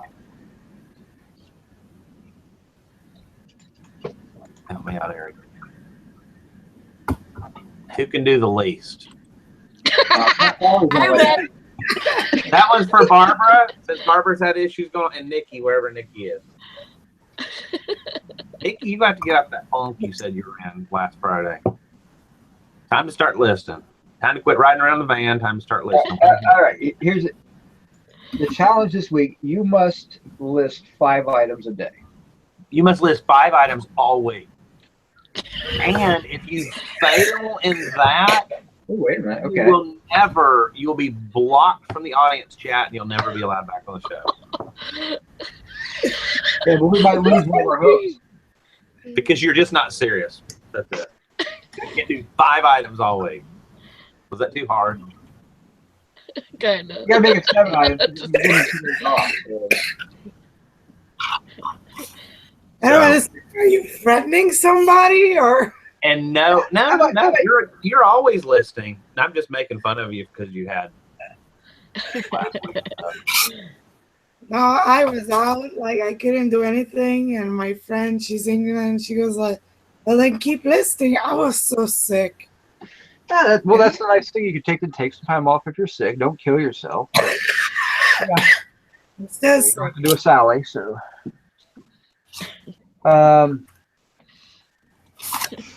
Hold on. You have to. I was going to say something related to stepping outside your comfort zone, but we don't have a comfort zone, so that doesn't work for us. I would. No comfort here. I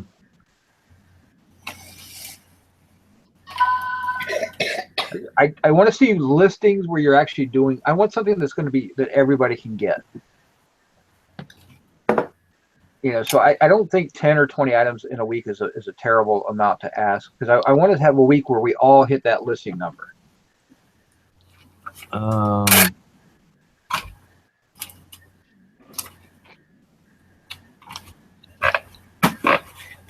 Well, I definitely think 35 a week is doable. I don't know, because there's been weeks where we've tried to do 50 and some of us can't even get to 25 or 30. So I mean, yeah. I think 21 is a good number. That's 3 items a day. True. But I mean, plus it's blackjack. Yeah. It's maybe because we just really went hard and heavy last week. We tried to get as many. I did a ton. Dusty did a ton. I mean, we tried to push our limits last week, and some of us hit it, some of us didn't. So why don't we just kind of reset and start over, and let's do a very simple 21 items, 3 items, but it's got not 21 total. You got to list 3 items every day. Right. You know, that way you're getting that steady boost from eBay. You're listing every day. That's a minimum of 3 items. And Sally probably is the hardest one to make this because of her job and everything. You can do 3 items a day, right? Uh-huh. And we're going to check. Every day you got to post that you can hit your 3 items. Okay.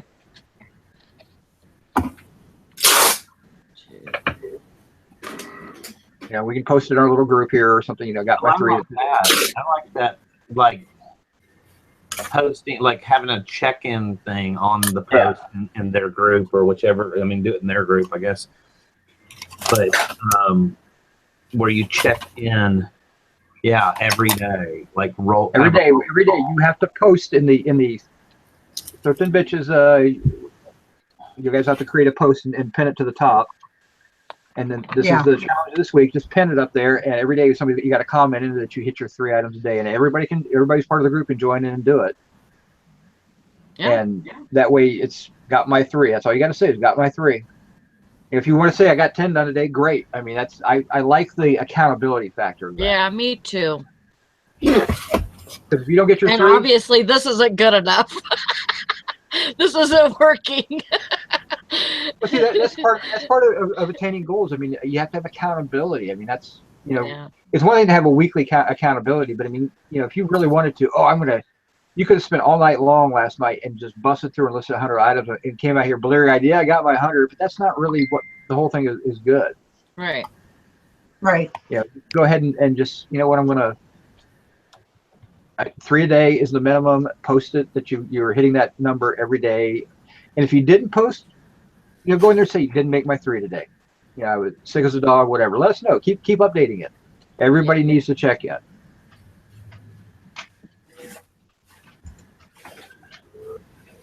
Eric wants to go down that rabbit hole. So bad. So is that the challenge? Yep. You guys have. Matt's Plunder said Uline is the only place I can get good guitar boxes, $10 a piece, but got to buy a pack of them. The only thing that sucks about Uline is unless you have one near you where you can pick up, their shipping, they'll kill you on shipping. And I don't use guitar boxes enough, really. You could probably get them off of Amazon. My pack and ship store, I mean, literally for a guitar box, everything with the peanuts and everything, they'll charge me maybe $15, $18.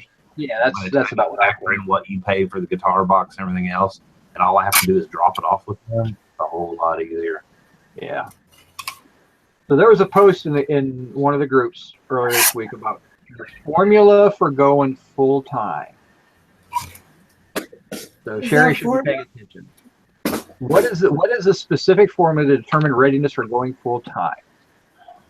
And it actually was a pretty good discussion. You know, because everybody has their own opinion on what forced them and what they felt was a good full-time.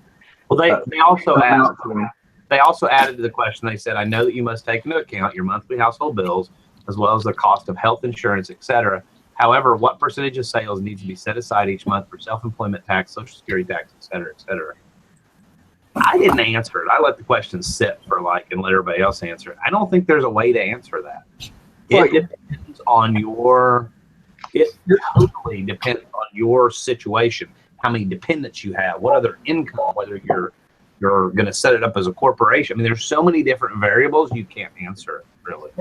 You can give some very general answers. I mean, it's one thing to say if you're making more money on eBay than your current job is making you, then yeah, you can go full time. And that's a very general answer, but a great example, Social Security tax. You're now responsible for both portions. When you work for somebody, they pay half, you pay half. All right, you never see it come out of your paycheck like that. You pay 7 1/4, they pay 7 1/4, I think is what it is. So, but now you're responsible for 14.5%. That's the self-employment tax is what you're paying. It's actually 7.65. Okay, so it's 50%. I'm a numbers nerd, but it's a 15% total. Yeah, so you know right off the bat now, and here's where it gets tricky: is profit, not your sales, but what you profit, and that's the money you have after you've written everything off, all your expenses and all that is written off your profit. So you could get PayPal a 1099 from PayPal for $50,000, but you may only claim $15,000 in profit. You know, and then you're going to owe 15% of that in Social Security taxes, which is going to be $3,000. But you may not have to actually physically come up with that money if you're in a situation where You get a you're return. in a lower tax bracket. Maybe there's limited income. Your husband only makes, $3,000 a year part-time as a Walmart door greeter or whatever. He's retired, or you have no other income, and you have, I don't know, the more dependents you have 6 kids and you get child tax credits for each one of those kids. I mean, that's going to, until you get to a certain point, you're not going to be liable for any taxes. So that's going to get paid, but it's going to come out of what you would have ordinarily got as a refund. Yeah. So there's a lot of different tricky variables. But if your husband's making 70, 80,000, or wife, or whatever the situation be, is making $70,000, $80,000 a year, you're probably in a higher income tax bracket. You have no kids. Now your income instead of 70, 80,000, you tax $20,000 worth of eBay profit on. Now you're going to be in a $100,000 tax bracket or whatever. So it could really, really, yes. Then you're going to see where you're going to have to pay to come up with that money out of pocket. So it's really not a specific formula. No. I think my thing for somebody that said the question was to determine readiness for going full time. Start out doing it part time. Leave your money. Here's a great way to do it. Leave your money in your PayPal account, or create a separate checking account where you sweep it out if you're not comfortable leaving money in PayPal, where you sweep it out. And once you see that starting to grow month after month, and you start looking at that amount after you buy inventory, after you do this, do that, factor out 15% in your head for paying taxes. But if you start seeing that number is becoming a whole lot bigger than what you need to survive off of, you're making more money than what you need to survive on. And that's the key, Yeah, if you can replace those dollars for your regular job, and you have a great work ethic, because this is not a job that you can just sit back and the money just flows in because you're sitting on a computer playing Facebook games all day long. But you've got a good work ethic that you can actually dedicate the time it takes. And yeah, you can certainly make the switch over, but when you factor in health insurance, that's a whole different animal, and that's kind of all up in the air right now as well. But because that could be $100 a month, it could be $500 a month, depends on the size of your family again. Or you may get coverage through a spouse. I mean, there's lots of different things going on with that. But if you factor all that stuff in, and you're at the end of the month, you're made more money on eBay than you brought in your job, then you're probably about ready to go. Because remember, that time you're spending at your work can now be dedicated to eBay. So not only are you going to have more time to do on eBay and keep growing your business, but it's going to get to that point where it just makes more sense. If you've got a really good job, if you're making $50,000 or $60,000 a year and you're doing eBay part time, I would not quit a $50,000 a year job. I would continue doing my job, and I continue doing eBay part time, and then just build my fund up so when I do finally sit down and say I'm done working for somebody else, I've got enough money in the bank, 6 or 8 months, maybe a year's worth of money in the bank, that I can sit there and really build my business. Not to make it seem scary, but if you were making $50,000, $60,000 a year, if you need $4,000 a month to live off of, or $3,000 a month to live off of, let's say $3,000. That's more realistic.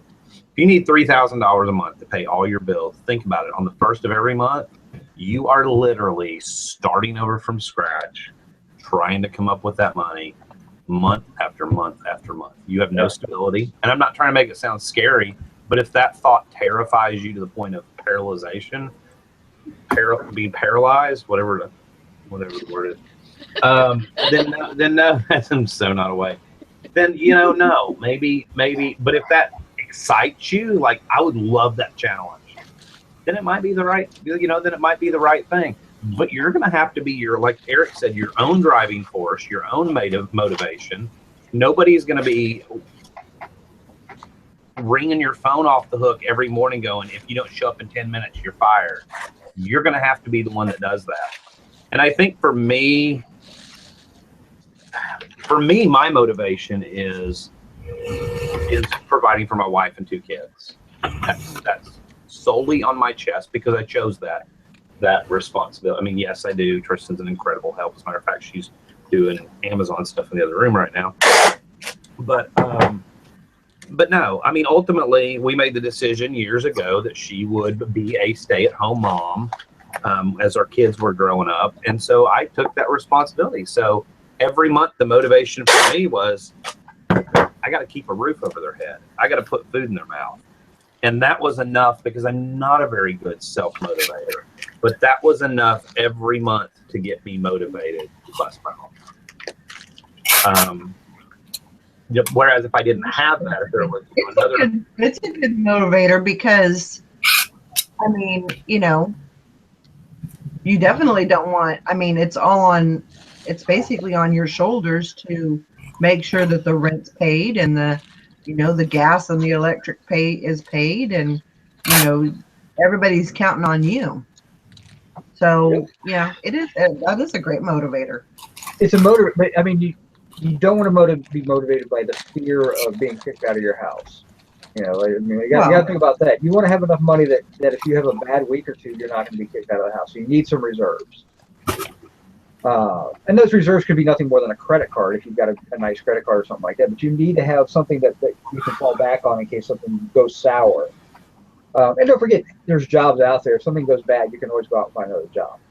I'm not saying you want to, but that's a possibility. But, you know, make sure that you're making enough that you feel comfortable making that leap. And you'll know it. You'll get to that point. You're like, when you got your paycheck sitting in your hand, and you made, you know, your weekend sales covered more than your paycheck. Like, why am I doing this when every weekend I'm making more than my paycheck? Now, that's when you're starting to make that realization that, boy, if I really took the time I'm at work and dedicated it to eBay as well, I could maybe double my sales, and I would be a whole lot better off. I mean, I know Sally wants to go full time and get on a real, you know, regular schedule instead of staying up all night and trying to list during the day when she's half asleep. But, you know, once you get to that point, you can make that leap and go. But it's a hard fact to do sometimes. Yeah, it is definitely. Yeah, I was forced into it because of, you know, I have to care for my son, and my life situation made me do it.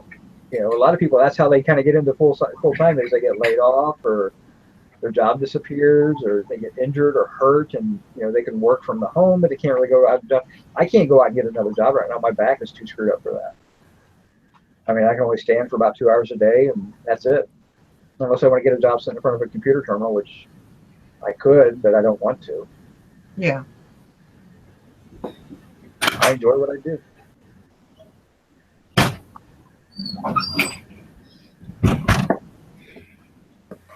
But when I say starting over from scratch, I mean, I think it's not just every month. It's like, you know, I've had some good home run licks here lately with, you know, different things I've found or different hauls that I've brought in. But it's every day looking for that next kind of elusive great deal. And it's like Groundhog Day with Bill Murray. You know, you wake it up doing the same thing. I love that movie. Every single day. You know, going to that next, it doesn't stop. It never stops. It's not like, you know, it would maybe be with a grocery store, let's say, or a brick and mortar business where you could just quit ordering inventory for a while. And yeah, you'd survive for a week or two until people quit coming to your store, and, you know, because you're out of milk and bread, you know, and you're out of the basics. But does it make any sense? Am I going off on some weird thing? I mean, it's like, I mean, I said earlier in the show, I was talking about how much stuff I had to list, but you know what? I'll probably go to an auction this week, check it out, look to see if there's anything that I can flip quick and make good money on, as well as having my back stock of stuff. Because you can't sit in your office all day long, 7 days a week, just being a listing machine. It's brutal. Like Dusty. Well, I mean, I listed 240 items this week, and that was brutal. I mean, you know, I'm wearing a wrist strap because I hurt my wrist this week too, so it's slowing my typing down as well. So, we know what that was from. You need to try with the other hand. Wow. I blame that. Dusty went there with Dana yesterday. That's why. I've had teenagers. I know those things. Boys at that. Kristen just said the very thing: you don't really get days off, but you can work at your own pace. So it evens out, and that's true, and that's why, the part that Sally just joked, and Dusty sits and lists all. I mean, but the days you don't see are the days that I don't do anything. Like Saturday, I really did minimal on my computer or whatever, and then we went over to a friend's house and played Cards Against Humanity and ate seafood and did nothing. You have to have those off days too. It's like I was telling Valerie last week. It's good on doing a challenge, but I think there's not a thing in the world wrong with taking a day off. I mean, even at a regular job, you get 1, if not 2 days a week off. If you don't take 3 or 4 days off a month, you're going to burn out. Yeah. This is the thing. I work 5 days a week, but when I'm not working there, I'm working here or sleeping. Well, and that's for you because you work a full-time job. You need to allocate your hours a little differently. You need to take one of those days off during the week and not do anything for both things, for eBay or we're going to work. But I think you do, Sally. You don't. You do have days in there. I mean, occasionally where you're like, I just can't do it. I'm gonna actually. I don't do anything. No. Yeah, never. No. I'm watching Valerie's face to see if you're lying. She's gonna tell on you. Like yesterday I slept,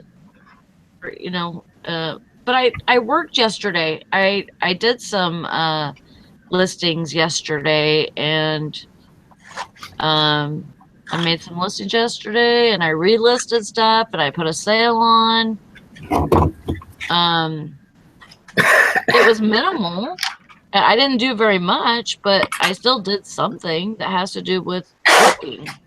Yeah, and but you pretty much you took that time to get some sleep also, and you slept. Yeah, I did sleep yesterday. Right. So, that's included, I think. If you need sleep or if you need to, go do errands, or you just need a day off to kind of separate from yourself from the computer and take a break, I think you have to have that. I agree. Yeah. That's what was good about yesterday. I didn't do anything until the evening, and I still didn't really even do anything. Even when I came, just kind of piddled. Hitler. Yep. Dusty, you never have a day when you don't do something. I do take days off. No, there might be days that I might sit in here and stare at my computer screen. Oh, shit balls. I'm out of boxes. No, I take days off.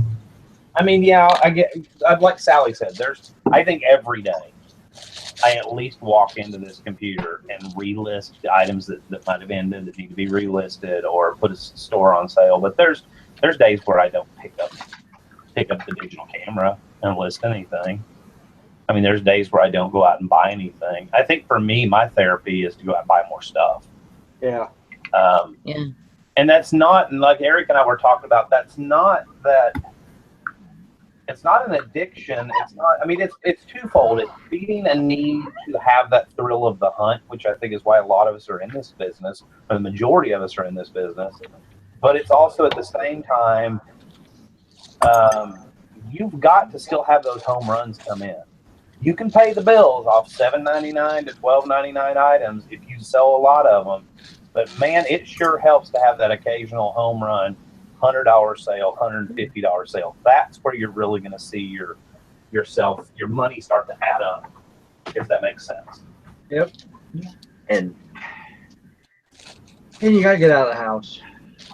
I mean, that's, to me, when I get out of the house and I'm going to an office or something like that, it's just because I'm tired of sitting there staring at the computer screen all day long. You know, so, you know, if I'm going to go out of the house and do something, I might as well go out and do some searching for better items.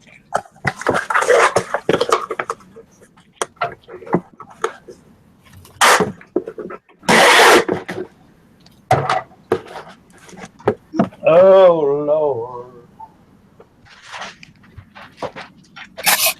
This Tristan Graham says we can't even run to the grocery store without having to source somewhere. Well, that's probably true. Without what? Can't even run to the grocery store without having to stop to source something. But you know what? That's part of this business too. She knows that. She's giving me a hard time, but that's part of it, you know.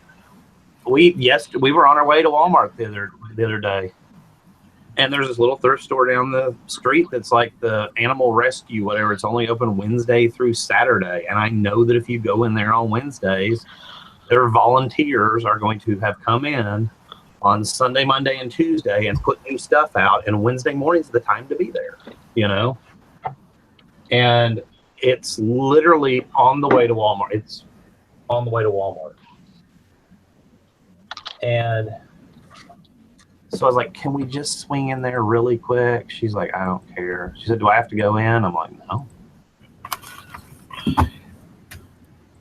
Yeah, and even if it's just a quick sweep of the place, you know, and just, you know, see what's new and see if there's anything that catches your eye, and, you know. Yeah, and you could turn that trip into, you know, you buy a few things, and next thing you know, you paid for your entire day's shopping off of what you're going to make off of that trip. Well, I spent $11. I got some plates, and then I came home, and within 48 hours, I sold 2 of the plates for $80. Wow. So, I mean, that more than paid for my Walmart trip. But if you look at it that way, then it's like, okay, you know, it's worth checking out. Or checking out the clearance section of Walmart while you're there. You know, to see if there's anything that can help offset your grocery bill a little bit. Take a vacation. Take a vacation or a weekend away or something like that. Nothing wrong with stopping somewhere and my vacation with something I find in an out of the area pick there. That's one thing we don't do as much though, because I'm more of a work hard, play hard. If we go on vacation, or we both are, if we go on vacation, I don't thrift a whole lot. I mean, I might do it if we're in Birmingham and I'm bored and she's helping my father-in-law with something, whatever, and I don't have anything better to do. Yeah, I'll go hit the thrift store up the road or whatever. But like when I take off time, I take off time. I never take time off, so.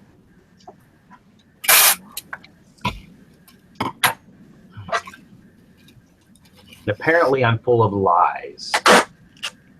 She just said, Tristan just said, shut up. No, she's already accused of sexual harassment in an unsafe workplace. So. An unsafe workplace? Well, she's going to call OSHA. That's what they cover. So. So we've got this item that we need to replenish with Amazon. We're actually out, and so we're probably going to lose some, you know, sales ranking and stuff. And it's been sitting there for a while, and finally I was like, babe, can we please? And they have to each be prepped and bagged, and they're kind of a pain in the ass.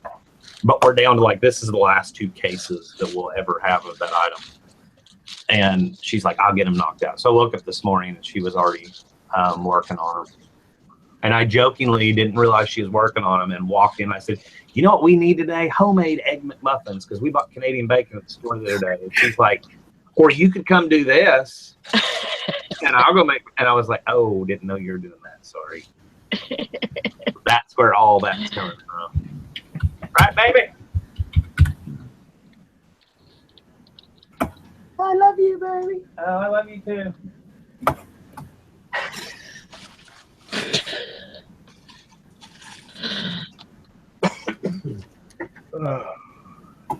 is she coming in here?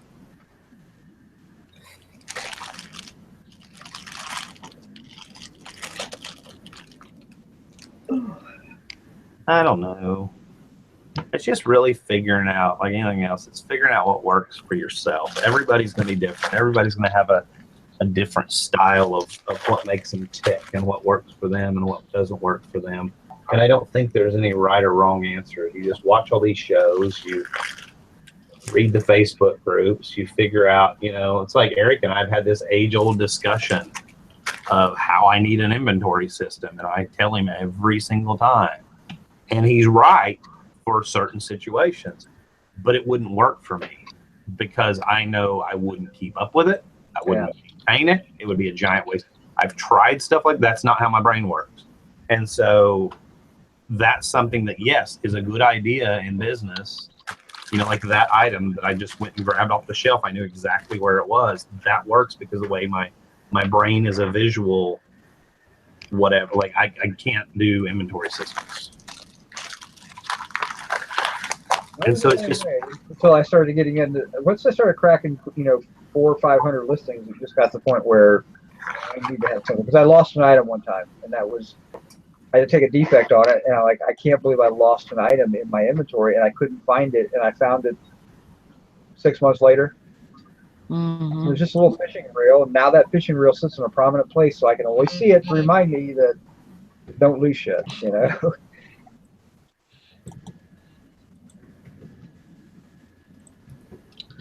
Yep, I've never done that. Yep. But I got 1,200 and something listings right now, and I can tell you right now, I know within where every single listing where that item is, because that's just how my brain works when it comes to stuff like that. Now, there's other things I'm horrible with, you know. Yep.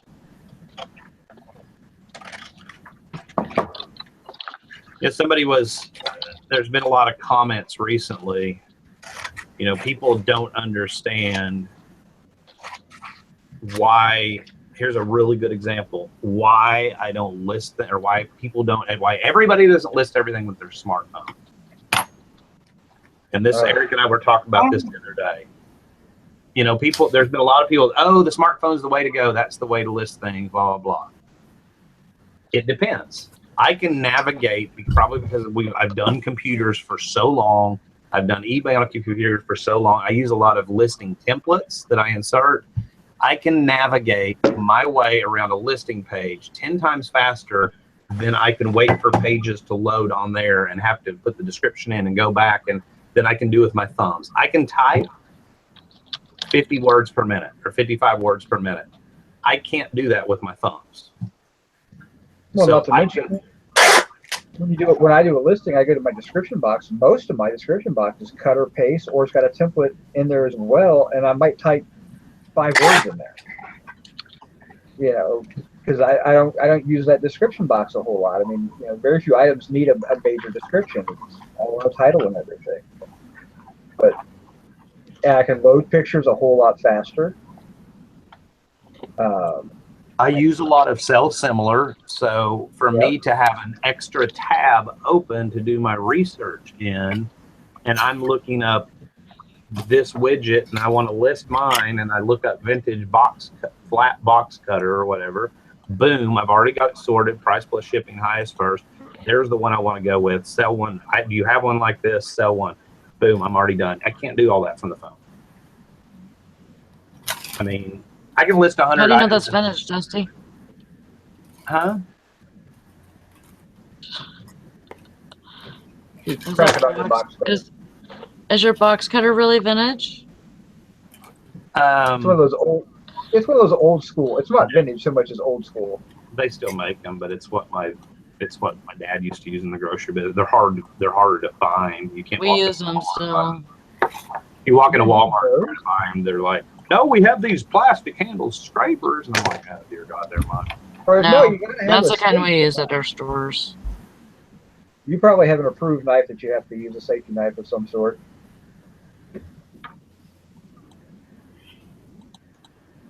Sharky Mom Deal said, Dusty, that will work until you have an emergency with your health where you have to rely on somebody else to do your listings and they can't find it.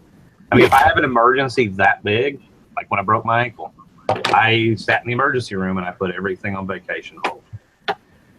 You know, and yeah, there were 2 or 3 items to go out, but Tristan was able to find them. I mean, it wasn't a big deal. I'm like, okay, that item is on one of the shelves right behind where I sit about chest high.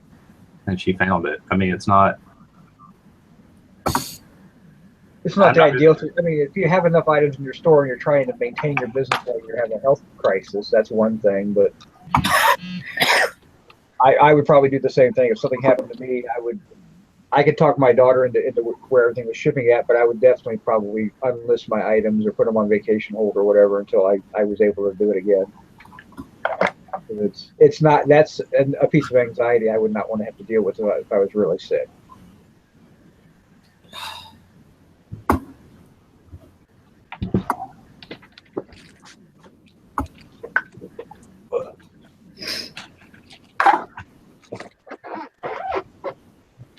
so, but no, I mean, I see where you're coming from, but yeah, I would definitely, at that point, you know, I'm just going to shut my listings down. I mean, I've walked my son through doing stuff. You know, we've had occasional things where our store was on hold, but somebody paid for something or something came through or they were able to still somehow buy it and we were out of town and I walked or gone for the day or whatever. I mean, I've used FaceTime on the phone and told my son, call me from my office on FaceTime with the you know, the camera turned around the other way. And then I'm like, hold it like this, go to my computer screen. Okay, click there. And he's printed labels, pulled the item, thrown them in a box. I mean, and he's 15 years old. So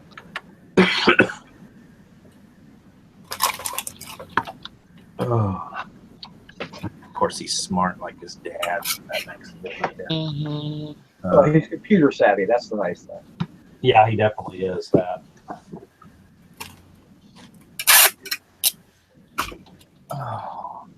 Speaking of savvy. All right, guys, we're gonna wrap the show up for today, and hope everybody got a lot of information and make sure you thumbs up. Yeah, like 18 do a thumbs up.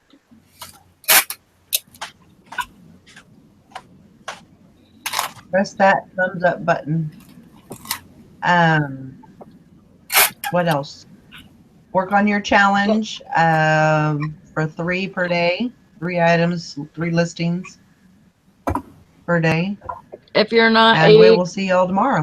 If you're not a group member, go to Thrift and Bitches of Reselling on Facebook and become a member so that you can keep your accountability. There you go. All right. We'll see y'all later. Plus, y'all are just fun people.